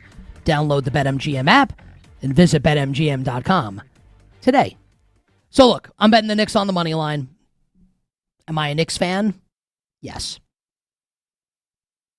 Another bet that I like for tonight, and we'll finalize the card at the end of the show. I really think if the Knicks are going to win, they will need good offensive games from both OG Anunoby and Mikal Bridges. Anunoby's number is 16.5 at BetMGM, juiced towards the under 16.5, minus 135. And Mikal Bridges is 14.5, juiced slightly to the over, minus 120. If I had to choose one, give me Mikal Bridges over 14.5 points. That will be a bet of mine tonight. Mikal Bridges over 14.5 points, along with the New York Knicks on the money line. Perhaps that will be what I use my NBA Finals odds boost token on, courtesy of our show sponsor, our friends at BetMGM, who want you and yours to make it legendary. Couple topics I want to hit here to close this hour before we welcome Bob Costas to the show to start next hour. In case you missed it, and I'm guessing you did, because I don't think sports fans are really aware yet of the fact that the World Cup is starting in 8 days. The World Cup's almost here. And on Saturday, which is my 43rd birthday, happy birthday to me, the United States will play a friendly against Germany, against Julian Nagelsmann and company, as a final tune-up for the World Cup.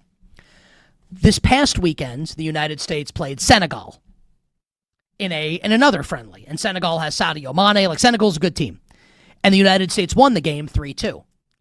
And what's important from that game, and even if you're not a big soccer fan, I'm guessing you'll parachute in and root for Team USA in the World Cup. What's really important from that game is that Christian Pulisic, who I guess is arguably at this point, along with Chris Richards and Tyler Adams, Weston McKennie, arguably the best player on the United States team, broke a 21-game goalless drought for both club, AC Milan, and Serie A in Italy, and country, the United States, and scored against Senegal. And talked about after the game, it felt great, obviously, to break that drought ahead of the World Cup. The United States has some good players. And I've been down on Team USA for how things have gone as of late, but I like Mauricio Pochettino, the Argentine coach who's coached at Chelsea and Tottenham and PSG. Big-time coach Anthony DiBundo from The Ringer talked about that on the show last week. Pulisic is a legitimate, good European attacking player, featured on the Chelsea team that won the Champions League in 2021. Yes, it's 5 years ago, but still, it happened. Tyler Adams is a stud. Weston McKennie plays for Juventus. Chris Richards for Crystal Palace, winning a trophy this year in England. They have good players. And the group is not a daunting one. Paraguay, Australia, and Turkey. The United States is the favorite to win the group at BetMGM, plus 130. It will be a disappointment if the United States does not... And look, in the 12 groups, and this is where you can get into a criticism of the new format, everything's getting bigger. It's just how it's going to work, right? 8 of 12 third-place teams will make the next round, whereas it used to only be the top 2 teams in every group. If the United States don't make the second round, it is an epic failure. So I think, the expectation should be the United States makes at least the first knockout stage after the group stage. That should be the expectation. And I think with Pulisic and with Folarin Balogun, the striker, I do think the United States at the least will make it out of the group stage in the World Cup. In case you missed it earlier this week, we should just call this in case you missed it. Russell Wilson will be, I liked the word usage here, pausing his NFL playing career, a.k.a. he's not playing again. I don't think he will, at least. He will reportedly replace Matt Ryan on the NFL on CBS pregame and the show on Sundays on CBS. Matt Ryan obviously taking over, not the GM, but the president of football operations for the Falcons. So Russell Wilson will be in that role now. And I think it's a really interesting choice by CBS. And here's the question as it concerns Russ. who obviously is really smart, he's a good-looking guy, has a ton of charisma, should be great on television. I think a fair criticism of Russ, and like we'll be able to have the conversation, is Russ a Hall of Famer or not, like once he officially hangs them up. But Russ, obviously throughout his career, has been criticized of being a little manicured. And I'm not talking about his nails. In the way he handles the media, people have said that he's a little phony. And phony doesn't mean like bad intentions, but that he chooses his words carefully and that it's all really like, a little choreographed in the way he does things. Is Russell Wilson going to be able to let it rip? To come across as one of the guys? Because that's what you need on a show like that. It's why Terry Bradshaw, Howie Long, Jimmy Johnson on Fox, the guys on CBS, why people last so long in these roles, because they feel like someone you'd sit at a bar and have a drink with and talk about football. Can Russell Wilson be that guy? I think it's a question that can be asked. I hope he is. It would be awesome. I hope he's great. I hope all these shows are as good as possible because it helps our enjoyment and entertainment factor. And Draymond Green, it was announced, who hosts a podcast for our parent company at Odyssey, will be on Inside the NBA for games 3 and 4 of the NBA Finals. So obviously his recent tiff with Charles Barkley over his criticism, ill-informed criticism of Charles Barkley in the latter stages of Chuck's career as a Houston Rocket, it looks like that was not enough to cost Draymond Green a seat on Inside the NBA. Now, I've defended Draymond in the wake of that. I thought he was a little defensive, but I thought there were some reasons why. There is an incontrovertible, like you cannot disagree with it, fact as it concerns Draymond Green. He moves the needle. The things he says on his Odyssey podcast, which you can download wherever you find your podcasts, make news.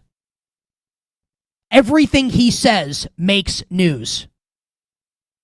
So whether you like him or not, he's not going anywhere in the sports media, both while he's playing and when he retires from Golden State.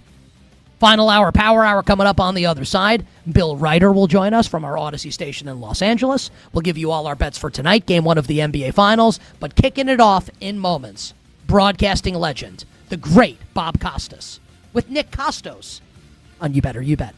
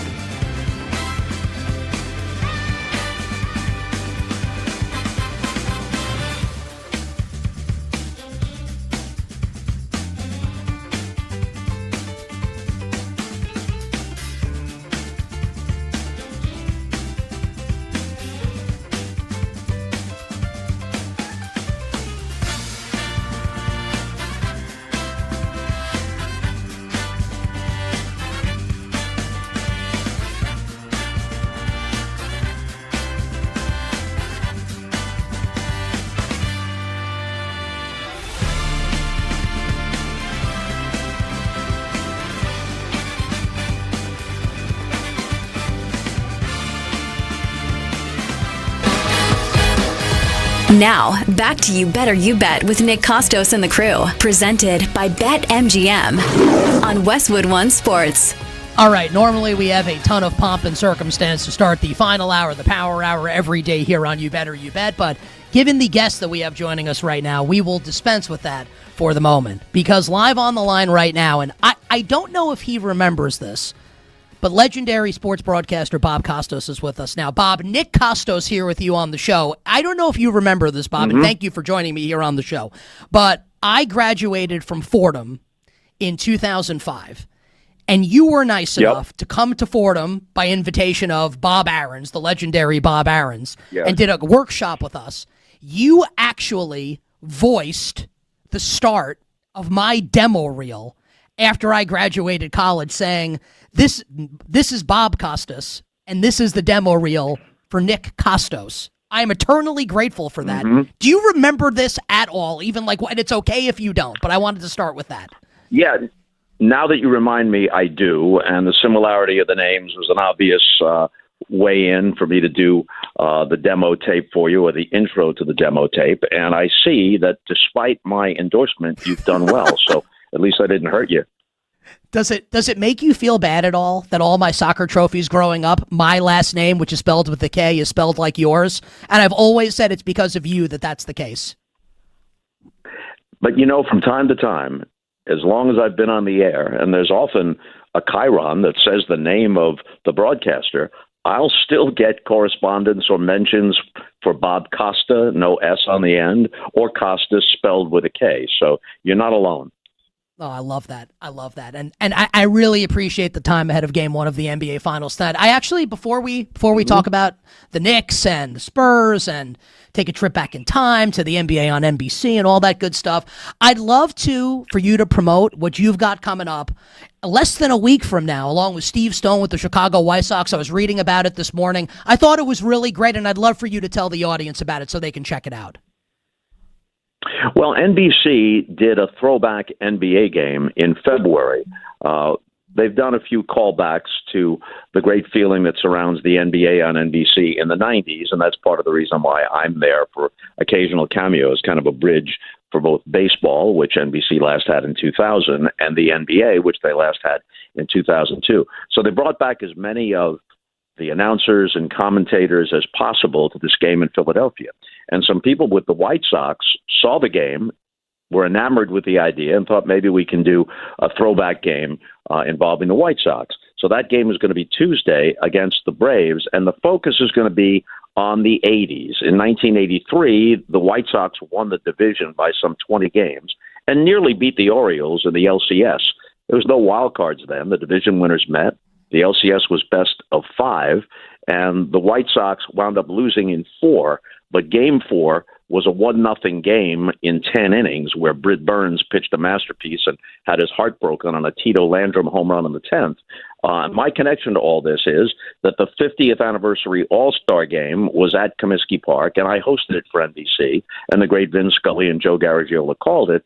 And then later that season in October, Tony Kubek and I called that LCS. So that's the jumping off point. But the broadcast, which will not ignore the game that's going on the field, but the broadcast will have a bunch of callbacks to stuff in the 80s, including Steve Stone winning the Cy Young Award at the beginning of the decade with the Orioles in 1980, and some of the other big moments in baseball. And I suggested to them to note the fact that there were a number of memorable baseball movies that were released in the 1980s. And, of course, you'll hear some of the music that people of a certain age will recognize from that era. And I guess some of the graphics and whatnot will be closer to what they were in the 80s than now. Just a one-off throwback game. Please forgive this question, but as you're going all through right, I've all already of that... forgiven you. Well, let me ask the question first, and then we'll see if you forgive it. Okay. Okay. I'm guessing the answer is yes, but I'll let you answer the question, obviously. I'm guessing you have moments, or maybe not, where you think about the life that you've led and continue to lead, and the career that you've had, where you're able to say, hey, I did this, and Vin Scully and Joe Garagiola were on the call. I grew up, you were one of the voices of my childhood. I turned 43 on Saturday. Do you have moments where you just think to yourself, man, what a life and career this has been and how cool it all is? Yeah, now and then, not all the time. But on the other hand, I'm continually reminded of it. When people ask me to be on a show like this, or something crops up and it reminds people, or there's a comparison to what Michael Jordan did in this circumstance, or George Brett did in a postseason, and then I hear myself. I'm watching the thing, and then I hear myself on the call. During COVID, when there were no live games to broadcast, all the various networks dug into the archives, and they'd replay classic games. So Al Michaels calls me one day, and he says, I'm on 3 networks at once. Because he had a football game over here and a baseball game from the 80s over there. And I had that same experience during COVID, where I heard not just highlights, but entire games that I remember doing, but I certainly didn't remember all the particulars or all the things that I said. But that was during a unique period of time when no one was going anywhere, so you had nothing else to do. What's your favorite game or event that you've ever been a part of, called, announced, etc.? I really can't single out any one, but when I'm asked, I have 3 that I immediately just toss out there. I didn't call Kirk Gibson's home run, the pinch hit home run in Game 1 of 1988's World Series off Dennis Eckersley. Jack Buck had a memorable call on radio, and Vin Scully had one of his greatest calls on television. But I was the pregame and postgame host for NBC, and that remains the most theatrical baseball moment I've ever been connected to. Not necessarily the biggest or the best, but the most theatrical in the way it played out. And I interviewed Gibson immediately on the field in the aftermath of this miraculous home run. And I actually said that this reminded me of Roy Hobbs at bat, Robert Redford as Roy Hobbs in the movie The Natural, which was fairly new at that time during the 1980s. And what NBC's producers did, and it was brilliant, was they went to work and they intercut Redford's at-bat with Gibson's at-bat, along with Randy Newman's soundtrack from The Natural. And that's the way we came on the air before Game 2, because it was that dramatic and that theatrical in the way the whole thing played out. You couldn't have staged it any more dramatically than that. So that's one. Another is Muhammad Ali lighting the torch at the opening ceremony of the Olympics in Atlanta in 1996, a moment both powerful and poignant.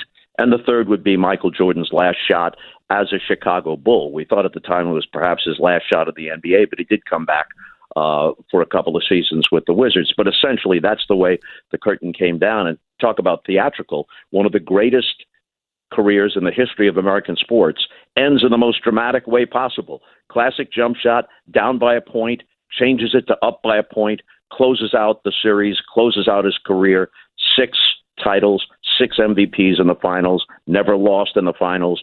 That's a perfect punctuation. May have pushed off, but I'm a lifelong Knicks fan, and Michael Jordan ruined my childhood saying that. Stop. If that play happens in the second quarter of a regular season game, no one even comments on it. Russell's momentum was already carrying him in the other direction. The little hand on his tush, as I said in the Last Dance documentary, was the equivalent of a maitre d' showing a customer to his table. It had nothing to do with the play. He had already faked him out of position and was wide open and then hit the shot. I hated them. I can't. Well, unless the Knicks win a championship, I can't shake it. I'm being honest up front about my hate for them. You've mentioned the name Vin Scully a couple times, and I'm a Fordham guy, so I know the greatness of Vin Scully, his legendary career. Now, I ask you this question, Bob. This is not to mean that someone you don't say is not great. It's not to be like someone's better than the other and someone's not as good. But I'm genuinely curious, given your stature and what you've been able to accomplish, what you've done in your career, when you watch sports on television now, who is your favorite play-by-play broadcaster and why? Again, it's very difficult to pick a single favorite. There are a number of really good young baseball announcers. You're a Fordham guy. I'm a Syracuse guy. And while there are a lot of fine broadcasters from Fordham, we've got you outnumbered. Kevin Brown, the young announcer for the Orioles, who's done some postseason stuff, he's really good. Jason Benetti is knocking it out of the park. Weak metaphor there, sorry for that. But he's knocking it out of the park in everything he does, including Sunday Night Baseball on NBC. Mike Tirico is, I guess a latter-day version of Al Michaels and of me. The comparison to me is that he can both host and do play-by-play, which I did for much of my career, and he's been excellent in everything he's done. Every time I hear Iron Eagle call a football game or a basketball game, I'm very impressed. Joe Buck, social media got on Joe Buck for a long time. Stop it. 24 World Series, all the Super Bowls and stuff. Objectively, he's one of the best play-by-play men in network television history. But with all the great ones, there are always differences in style and approach. And so there's not an objective criteria. There's no OPS or scoring average or anything that you can objectively apply. So people are going to have their preferences, but everybody I just mentioned and a few others are absolutely excellent. I always say, Bob, when people come on the show and they are not on social media, that they are the smartest people in the room. So ergo, you are the smartest person you're the smartest person on this interview right now. So I don't know if you're aware of this because you aren't on social media, but your voiceover to the beginning of the 1999 NBA Finals with the Knicks and the Spurs has been texted to me like 100 times this week by friends of mine that are Knicks fans. I didn't know that. It's gone viral because, of course, the Knicks are playing the Spurs, and it's great, and the NBA on NBC, and all of that. Now, you were the voice of so many of these New York moments in the 90s, which unfortunately for me as a Knicks fan didn't always end the way I wanted, but they were great moments, called in great fashion by you and others. So now that we stand on the precipice of the New York Knicks back in the NBA Finals, and I'm guessing you think about those times the same way I do, what emotions, if any, does that fill you with today? Well, I'm happy that I was part of the NBA on NBC. It was a glorious era. The league gave us a great canvas to work with, and I think we at NBC, all of us, producers, directors, broadcasters, hosts, analysts, play-by-play people, I think we all took what we were handed and elevated it. The way we framed and presented that legitimate drama, I think took it up a notch, so it was a wonderful partnership, and I was lucky to be part of it. The 99 finals were not an epic finals, and I don't think anybody expected them to be. The Knicks had come from an 8 seed to somehow make it to the finals. They were without Patrick Ewing, who watched it all in street clothes from the bench. Meanwhile, here come the Spurs, who had blitzed through the Western Conference, might have lost one game during all the conference playoffs, and they've got Tim Duncan and David Robinson. So all of us pretty much expected, you always hope that the thing will go 7 because it's just better for drama and for ratings and everything else. But my expectation was that the Spurs would make pretty quick work of the Knicks, which they did. Allen Houston had a big game in Game 3, the first game at Madison Square Garden. The Knicks won that, but then the Spurs wound up winning the series in 5. I think as we look at this series, if when the playoffs started, somebody said the Knicks are going to meet the Spurs in the final, I think the overwhelming consensus would be that the Spurs would be a prohibitive favorite. They are still a solid favorite, but based on the way the Knicks played to get through the Eastern Conference, more people give them a chance to at least make it competitive than would have a month ago. Do you think here, and maybe this could be the final question, Bob, and you've been exceptionally generous with your time, and you called a lot of tremendous moments that Michael Jordan had, right? And no one, I think, is going to say, if they're being honest, that Victor Wembanyama is going to be better than Michael. It's a crazy thing to say, right? But I think we can acknowledge, or maybe you disagree, and that's fine, right? That it's within the range of outcomes, given his age, his size, what he's already accomplished, that it might not be nuts to suggest that he could maybe breathe that rarefied air at some point and sit in the pantheon of greats, maybe along with Michael. Yeah. As someone who called these games with MJ, what do you think about that? Yeah, please. He can put his name in the conversation, but I've always said that when it comes to basketball, centers, even as they differ, Russell's not the same as Wilt, who's not the same as Olajuwon, not the same as a healthy Walton, and on, Kareem, obviously. Even as they differ, centers should be separate from guards and forwards. It's like comparing goalies in hockey to forward centers or defensemen. It's kind of a separate category. But the thing with Wemby is, he's hard to categorize. He's obviously not just a classic post player. Those hardly exist anymore. He is, the word unique is often overused when people really mean rare, but he is a unique player. The combination of skills, the body control, the size, the whole thing. I mean, they tell me he's 7'5". They list him at 7'4" for whatever reason. None of the all-time greats that I mentioned were as tall as Wemby. Most of them were more sturdy than Wemby appears to be. But he's only 22. He may fill out further, but he may not want to, because part of his approach, the body control and the way he prepares himself, meditation. You notice when he goes to the free throw line, he closes his eyes before the shot. The whole way in which he approaches maximizing his body for the tasks of basketball is new age. It's 21st century. Makes some of these comparisons difficult, but certainly he has a chance. Bottom line, he has a chance to be in the conversation of the all-time greats, if he isn't there already. In closing, Bob, may I ask a brief favor, and then we will get you out of here. And again, thank you very much for the time. But may I ask you a brief favor? So we have an open that plays in the second hour of our show every day that features some broadcasting luminaries. Like you mentioned Joe Buck earlier. He's one of them. Kevin Harlan's one of them. Basically doing like a brief intro to the show, and we put like a nice open together. Over 20 years ago, you were kind enough to voice the beginning of my demo reel. Would you, 2 decades later, like to give me a little something here to the extent of, and I'm not want to put words in your mouth here, I would love to have, a quarter of the career that you've had. This is Bob Costas, and you're listening to Nick Kostos on You Better You Bet. In whatever form you want to take that would be great, and we will play it on our open if you would like to do it, and if not, that's fine. Are you rolling tape?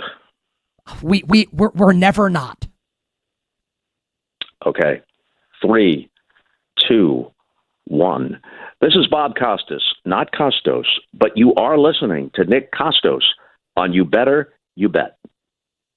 Thank you very much for the time. I very much appreciate it. Thank you. One last thing, lest I have regret. I should have mentioned Jim Nantz, whose career has been long and excellent, and this leans into the point that I was making earlier. Some of us are associated with certain things to a greater extent.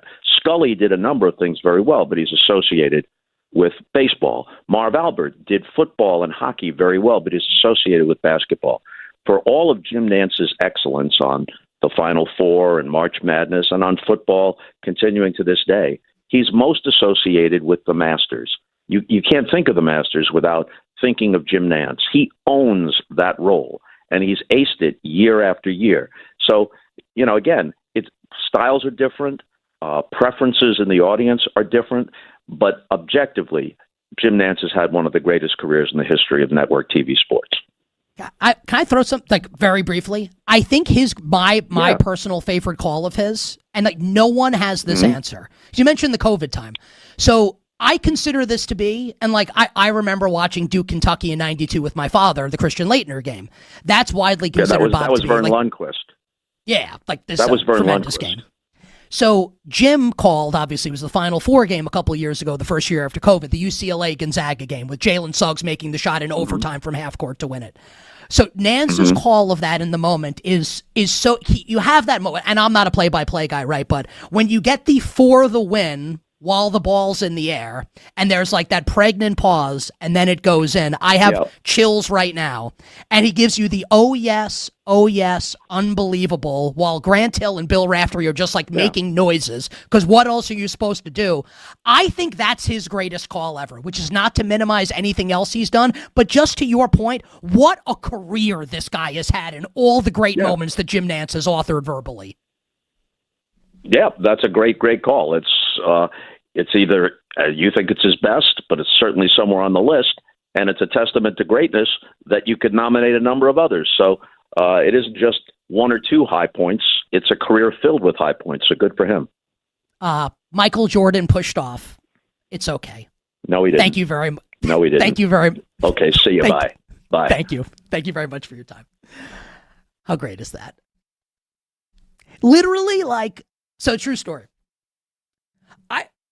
I think I was pretty good in college as I won a New York State Broadcasting Award, literally, for hosting the 2004 NFL Draft, which was the Eli Manning draft.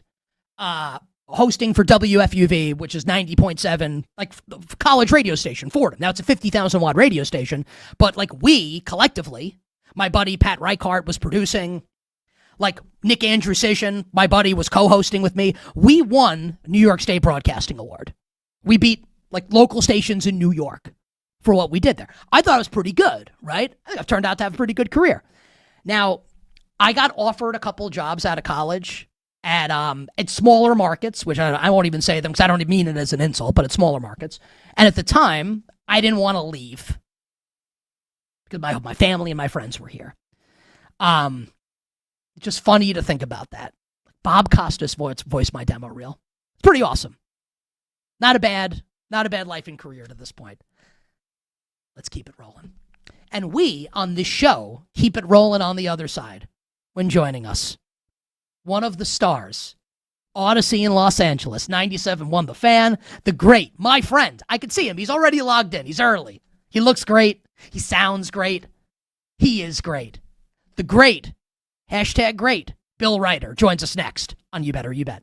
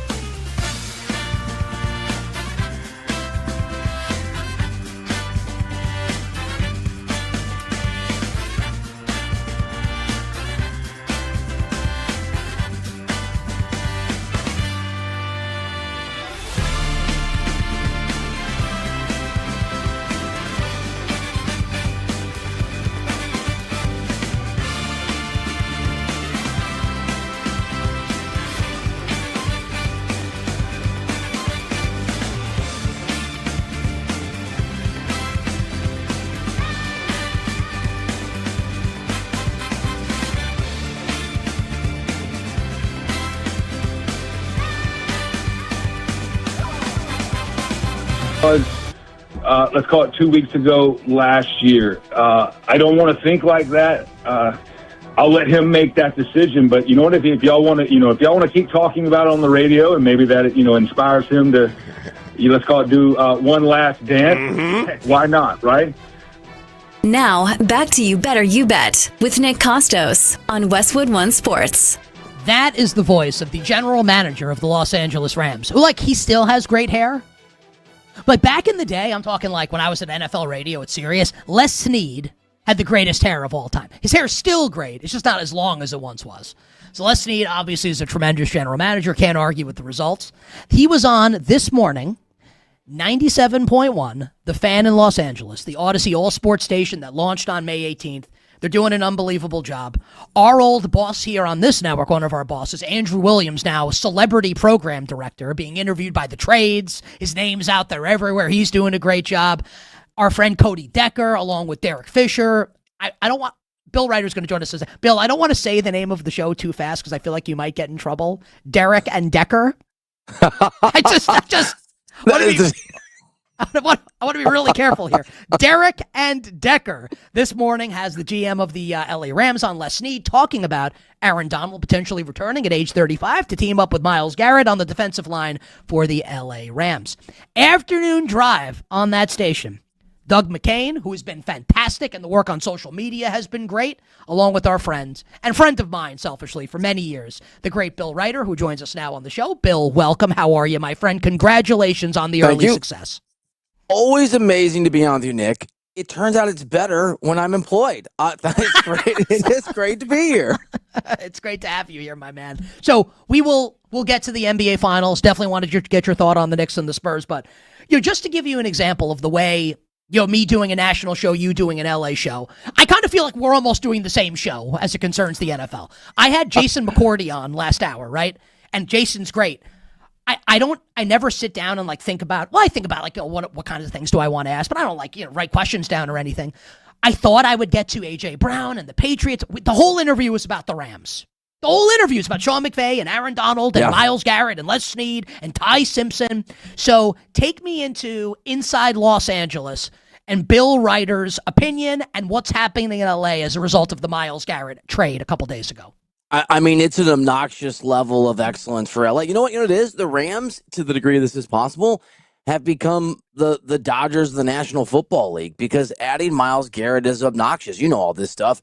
They're the betting favorites. They have the reigning MVP. They have such a good take, Bill. Can I just tell you this? It's such a good take that I'm sad that I didn't come up with it first.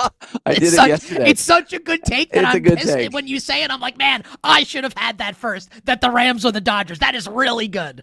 I mean, look, obviously, the Dodgers had this sort of financial ability to spend more money than everybody, but that's the feeling in Los Angeles. It's, oh my God, they may not. We're gonna win everything outside of the Lakers. We're gonna win everything forever. We're already having conversations daily on the radio about if Matthew Stafford gets 2 more rings, is he a top 5 or 6 QB of all time, and does he pass Aaron Rodgers? And will he play? There's a sense he'll play for 3 or 4 years. Is Aaron Donald going to come out? And I know we just heard Snead. Is he willing to come out of retirement? He's obviously at least flirting with the idea publicly and texting various reporters. And is Myles Garrett coming to town? Is it unfair? And the answer from people here, Nick, is hell yeah, it's unfair. But we've loved it with the Dodgers. But we love it with the Rams. I just think people are giddy and ravenous for success here and are maybe spoiled in a way that they understand but don't quite grasp, makes them hated elsewhere but very, very happy in Southern California. Okay, so I'm going to be a little selfish for a moment here, and I want to direct this question because it's really I'm kind of having, not an existential crisis, but, I think as human beings and as people that talk on the radio and television, right, I think you have to be able to admit, when you're wrong about something. So I gave a take yesterday, and I might have to acknowledge that I might be incorrect. So my thought yesterday, everyone has disagreed with me. Not everybody, but most people have disagreed. Jason McCourty disagreed with me. I want to see what you think. So, the Rams trade for Myles Garrett. Everyone says they're all in. My thought is, I don't think you can say you're really all in if you take Ty Simpson 13th overall. If you're really all in, you trade for Myles Garrett and you take someone that can help you win this year. And people will say, well, you take Ty Simpson, that helps you trade for Myles Garrett. I don't necessarily buy that. Am I being obtuse here? Am I not seeing the forest through the trees? I saw the take. I'll say this. I saw the take. Did you hate it? Totally disagree. You can say yes. Disagree with the take. Love the take. My co-host has the take that you have, and I went at him yesterday. Here is my more gentle pushback to you than my poor co-host who's learning what it's like to do a show with me, who's great, by the way. D-Mac, Doug McCain's amazing. The Rams I want you to crush me, by the way. We're friends, but you can still crush me here if you want to. I mean, I'm nice. I'm always nice to other people's shows. Look, you can't say they're not all in when they get Myles Garrett. And what I will say to you is, and I didn't know this until I started to do the research, right? This is a Rams organization. Les Snead, the man with the great hair, has only used a first-round pick 3 times since 2016. The way that the Rams go about the business of building this football team, and it's been massively successful, is by not using first-round picks to draft. They drafted Jared Goff. That was the Jeff Fisher era. They obviously traded him for Matt Stafford. They drafted Jared Verse. That was their next first-round pick. And then they drafted Ty Simpson. So it just turns out the Rams have always built for now, because they've always, except for a couple seasons, had winning seasons and been in the mix without ever using a first-round pick. So for my money, the Ty Simpson pick it's bonus. It's in addition to what they usually do. They just got Myles Garrett. You cannot have the best football player, or at least defensive player in football, the reigning MVP, the best receiver, go out and get a top, I don't know what McDuffie is, top 5 cornerback, give or take a couple spots on the list. Fair. Especially and not say that you're all in. So for me, of course they're all in for now. And this is an organization that never uses first-round picks to help them in the moment, almost exclusively, versus maybe being the exception. They're the Dodgers. Dodgers have the second best farm system in baseball and the highest payroll. The Rams are better run than most organizations because they don't need first-round picks, Ty Simpson included, to win and be the favorites in the moment. I guess my counter to this would be, well, again, and I opened the point by acknowledging that all the smart people that I respect disagree with me, so maybe I'm just the wrong one here. I guess it feels to me like did you watch the show Breaking Bad? I love Breaking Bad. Okay, so one of my favorite monologues in a show full of great ones, right? And I brought this example on the show many times. Mike Ehrmantraut is talking to Walter White, and I don't have to go through the gory details of the conversation, but he talks about the concept of half measures versus full measures. The Ty Simpson thing to me feels a little, and I understand the planning for the future a little bit, a little half measure if the goal is to maximize the window with Matthew Stafford, where and I am going to use 2 names, and it can be other names. It doesn't have to be the guys that I'm mentioning here. Mekhi Lemon or Monroe Freeling, right? An offensive tackle or a wide receiver, where let's say the Rams win the Super Bowl this year without Ty Simpson, and then Stafford rides off into the sunset, and they need to figure it out at quarterback, and they go 6-11 next year. My thought would be, who cares? You just won the Super Bowl. And this player has helped you win the Super Bowl. Who cares about 2 years down the road if you win now? Your thoughts on that? So here's the thing. I'm also in sports talk radio. And so we talk about these things in very binary black or white realities. You have a take that it's a bad idea. I have a take that it doesn't impact the future. The reality is building a football team is kind of like building a marriage. You're married. I'm married. I love my wife. You love your wife. I want my wife to be happy. I am required to make sure on a Friday night I take her to the right dinner, short term. I'm also absolutely, I better help do my part in paying the bills. I better do my part in raising the kids. So I have to plan for the short-term happiness of my wife in order for me to be happy. But if I don't plan on that long-term, Nick, I'm in deep trouble. So like an NFL team is like that. It isn't binary. You have to do both. And the fact the Rams have selected a quarterback, we'll see, that they think it's 3 years from now, as I understand it, that they think 2 or 3 years from now, the Jordan Love, Aaron Rodgers timeline, if you steal from the Packers, can be the guy. It hasn't impacted their ability to be huge favorites to win this upcoming Super Bowl. I think they're in for now, and I think like any smart husband, any steward of something you care about, they're also trying very hard to make sure that the bottom doesn't fall out in the midterm and long term. Bill Ryder here with us on the show. You've mentioned a couple times here, and look, like you're not the only person that's saying this. A lot of smart people are saying it, right? That the thought is that, and you said 3. Let's even call it a couple. That Matthew Stafford may play a couple more years. Let me paint a scenario for you, and this can be a guess, right? Because you don't know, that you're not inside his head. You don't know what's going to happen. But Bill Ryder's best guess: the Rams win the Super Bowl this year. Is Matthew Stafford the Week 1 starting quarterback in 2027? 100%. And my co-host, Doug McCain, who does a Locked On Rams podcast and is around the Rams and is very connected to that organization, he has sources, and I don't know who they are, right? I haven't asked. But he talks to Matt Stafford. So his belief, his sort of educated opinion is that Stafford wants to own an NFL team and believes he needs to earn $100 million after taxes or more than he has in the bank now. So there's a sense from my coach and from people in LA, and I trust Doug, that Stafford could play 2 to 4 years more and that this extension is the minimum. So we'll see. Health allowing, I think it's 2 or 3 years because that's what the smart people in LA who cover this team are saying behind the scenes. If that's true, why did they take Ty Simpson? So this is why Sean McVay was. I mean, look, and again, you and I are not going to agree on this, and neither are Doug and I. I will just go back to Les Snead. I think. And look, Simpson can be awesome. This is not an anti-Ty Simpson thing. It's that if Stafford's going to play 2 or 3 more years, no matter what happens, then why wouldn't you take someone to try and help you win now? Because they don't think they need to do both. Because Les Snead is literally drafted, and Ty Simpson's one of the 3 first-round picks. He's only had 3 first-round picks since 2016. They've been in 2 Super Bowls. They've won 1. They probably should have been in 1 last year. That's what they'll tell you. They've added Myles Garrett. They just they think they can have it all. Why does Andrew Friedman have the second best farm system in baseball and 6 top 100 prospects, and every year add a guy like Kyle Tucker? To quote a terrible movie, In the Company of Men, because they can. I think that would be Les Snead's answer. Can I poke a hole in the LA Rams and you tell me what you think? So yeah, I'm ready for it. Okay. I don't love this offensive line. Doesn't mean okay, and I'll want to backtrack. Regardless of what I'm about to say, they are the rightful favorite to win the Super Bowl, and if my life were on the line, I would pick the Rams. So this is not me being like, they're not going to win. I think they're probably going to win. But I do think that there are issues, right?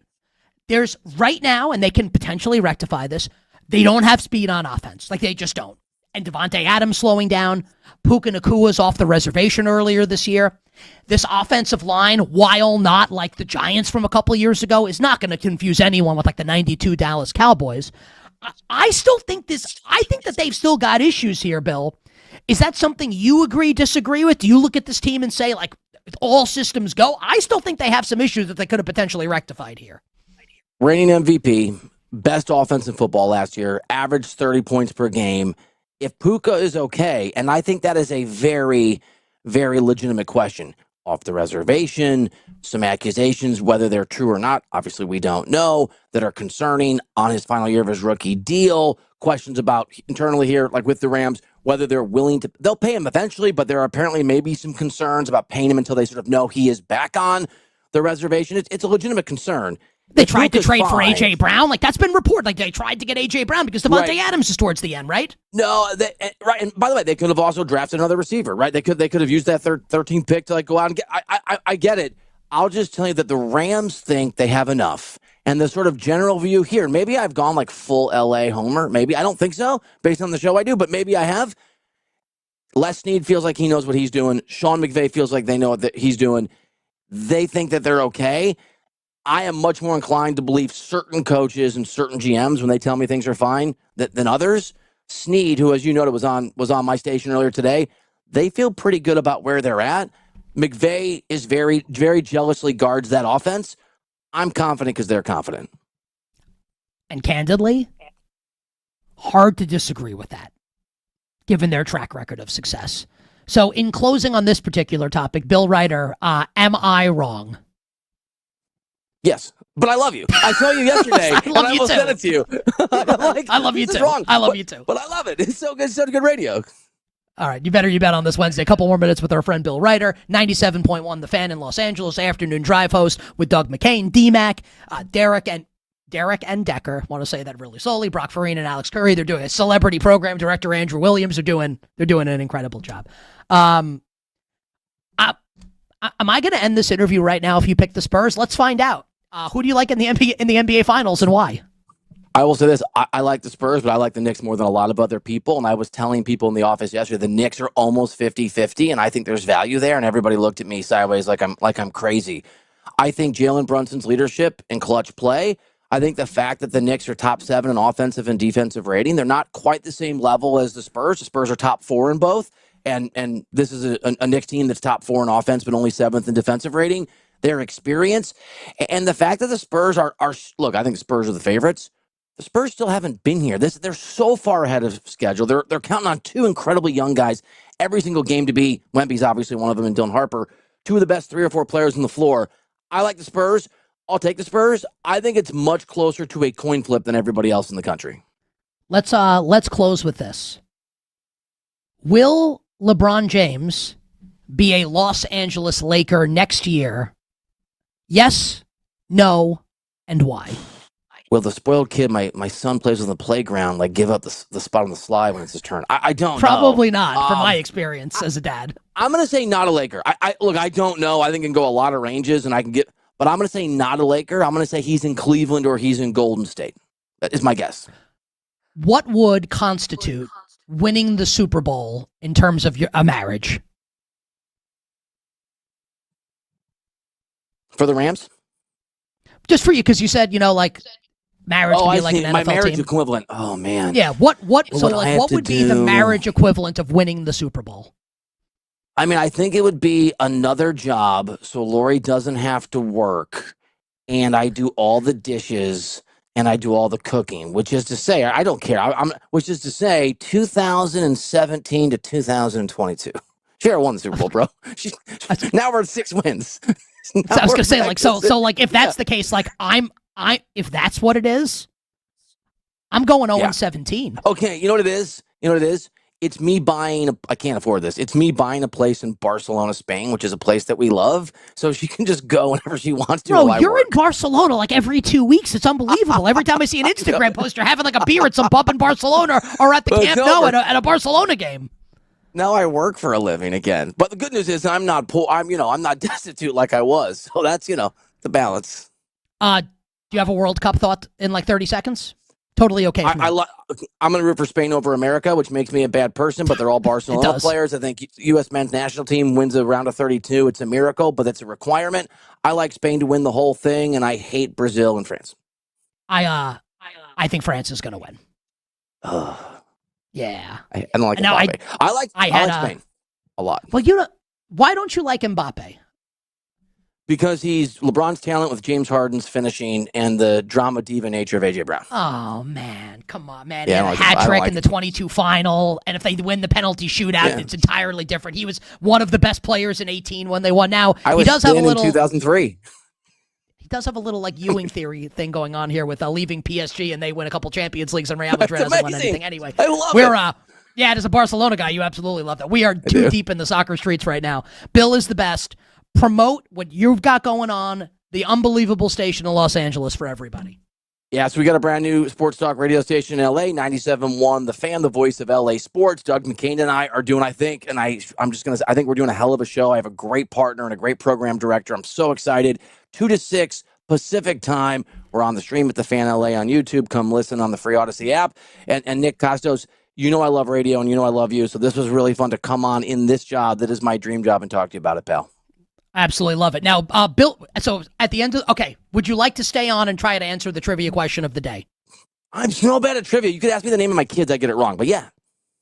Bill Zimmerman is with us, our executive producer. Bill, what is the trivia question of the day today? All right, Nick. Mike Brown is attempting to do something kind of interesting. He's trying to win an NBA championship after losing his first NBA Finals appearance with different teams.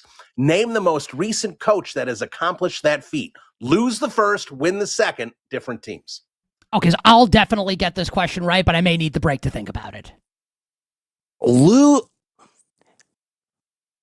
I don't have any. I don't know. Larry Brown? I have no idea.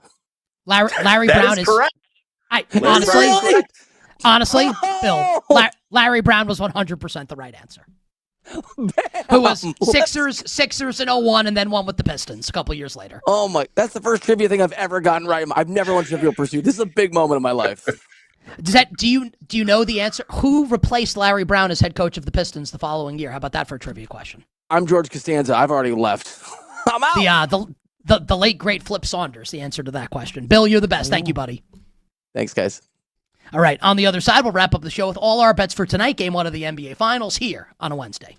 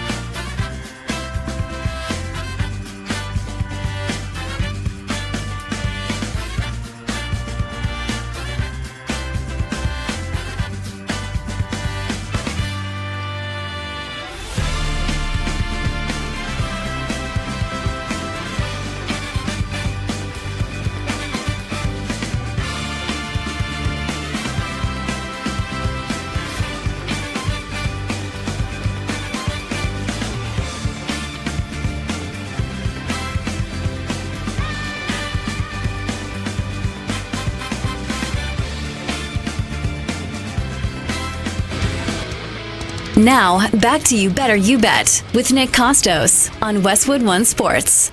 BetMGM players will receive an NBA Finals odds boost token. To use the token, add a wager made up of NBA playoff bets to your bet slip and activate the token. If you win your wager, you'll receive extra winnings and unrestricted bonus dollars. Download the BetMGM app, visit BetMGM.com, and please gamble responsibly. Awesome show today. Bill Ryder's the best, 97.1 The Fan in Los Angeles. Love Jason McCourty, our friend from ESPN, and his big-ass chair that he sits in. We got to get him a Herman Miller. Got to get him the Herman Miller Aeron chair.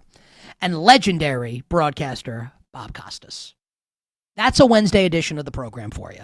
Our executive producer, Bill Zimmerman, to go along with Tyler Morales, Kenny Henderson, Mike Brown, not the coach, and Dan, the man Turner, thanks to our crew. All right, let's get to the bets. Kenny, please drop the dope-ass beat. We keep this simple tonight. Vegas Golden Knights get it done for us last night. We're going to roll those winnings onto my New York Knicks. Forget about the points. Knicks money line. 11 straight wins. Lights maybe a little too bright for Wemby and the Spurs. Tonight, all that emotion expended on Saturday, shedding tears of joy after beating the Thunder. Buddy, you got 4 more dubs to get.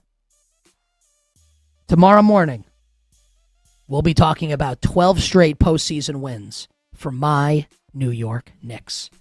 Knicks money line, Mikal Bridges over 14.5 points with our friends at BetMGM. Can we just get there? Can we get to tip off right now, please? Please. How about this? Tomorrow on the show, we'll be joined by New Orleans Saints head coach Kellen Moore. Noah Eagle will join us. Bill, what else do we have? I feel like we have like a star-studded lineup coming up tomorrow on the show. It's going to be awesome. But Kellen Moore, the head coach of the New Orleans Saints, will join us. And that does it for the Wednesday edition of You Better You Bet. I'm Nick Kostos wishing you minimal sweats, winning bets, the absolute very best of luck. I will talk to all of you on a tremendous Sports Thursday, hopefully celebrating, for me at least, a win by the New York Knicks. Our good friends, Black and Abdallah, are coming up next here on Westwood One Sports. I leave you with these 5 words. I had to count them out. Go New York. Well, New York is more than, you know what I'm saying. Go New York, go New York, go. Later. Bye.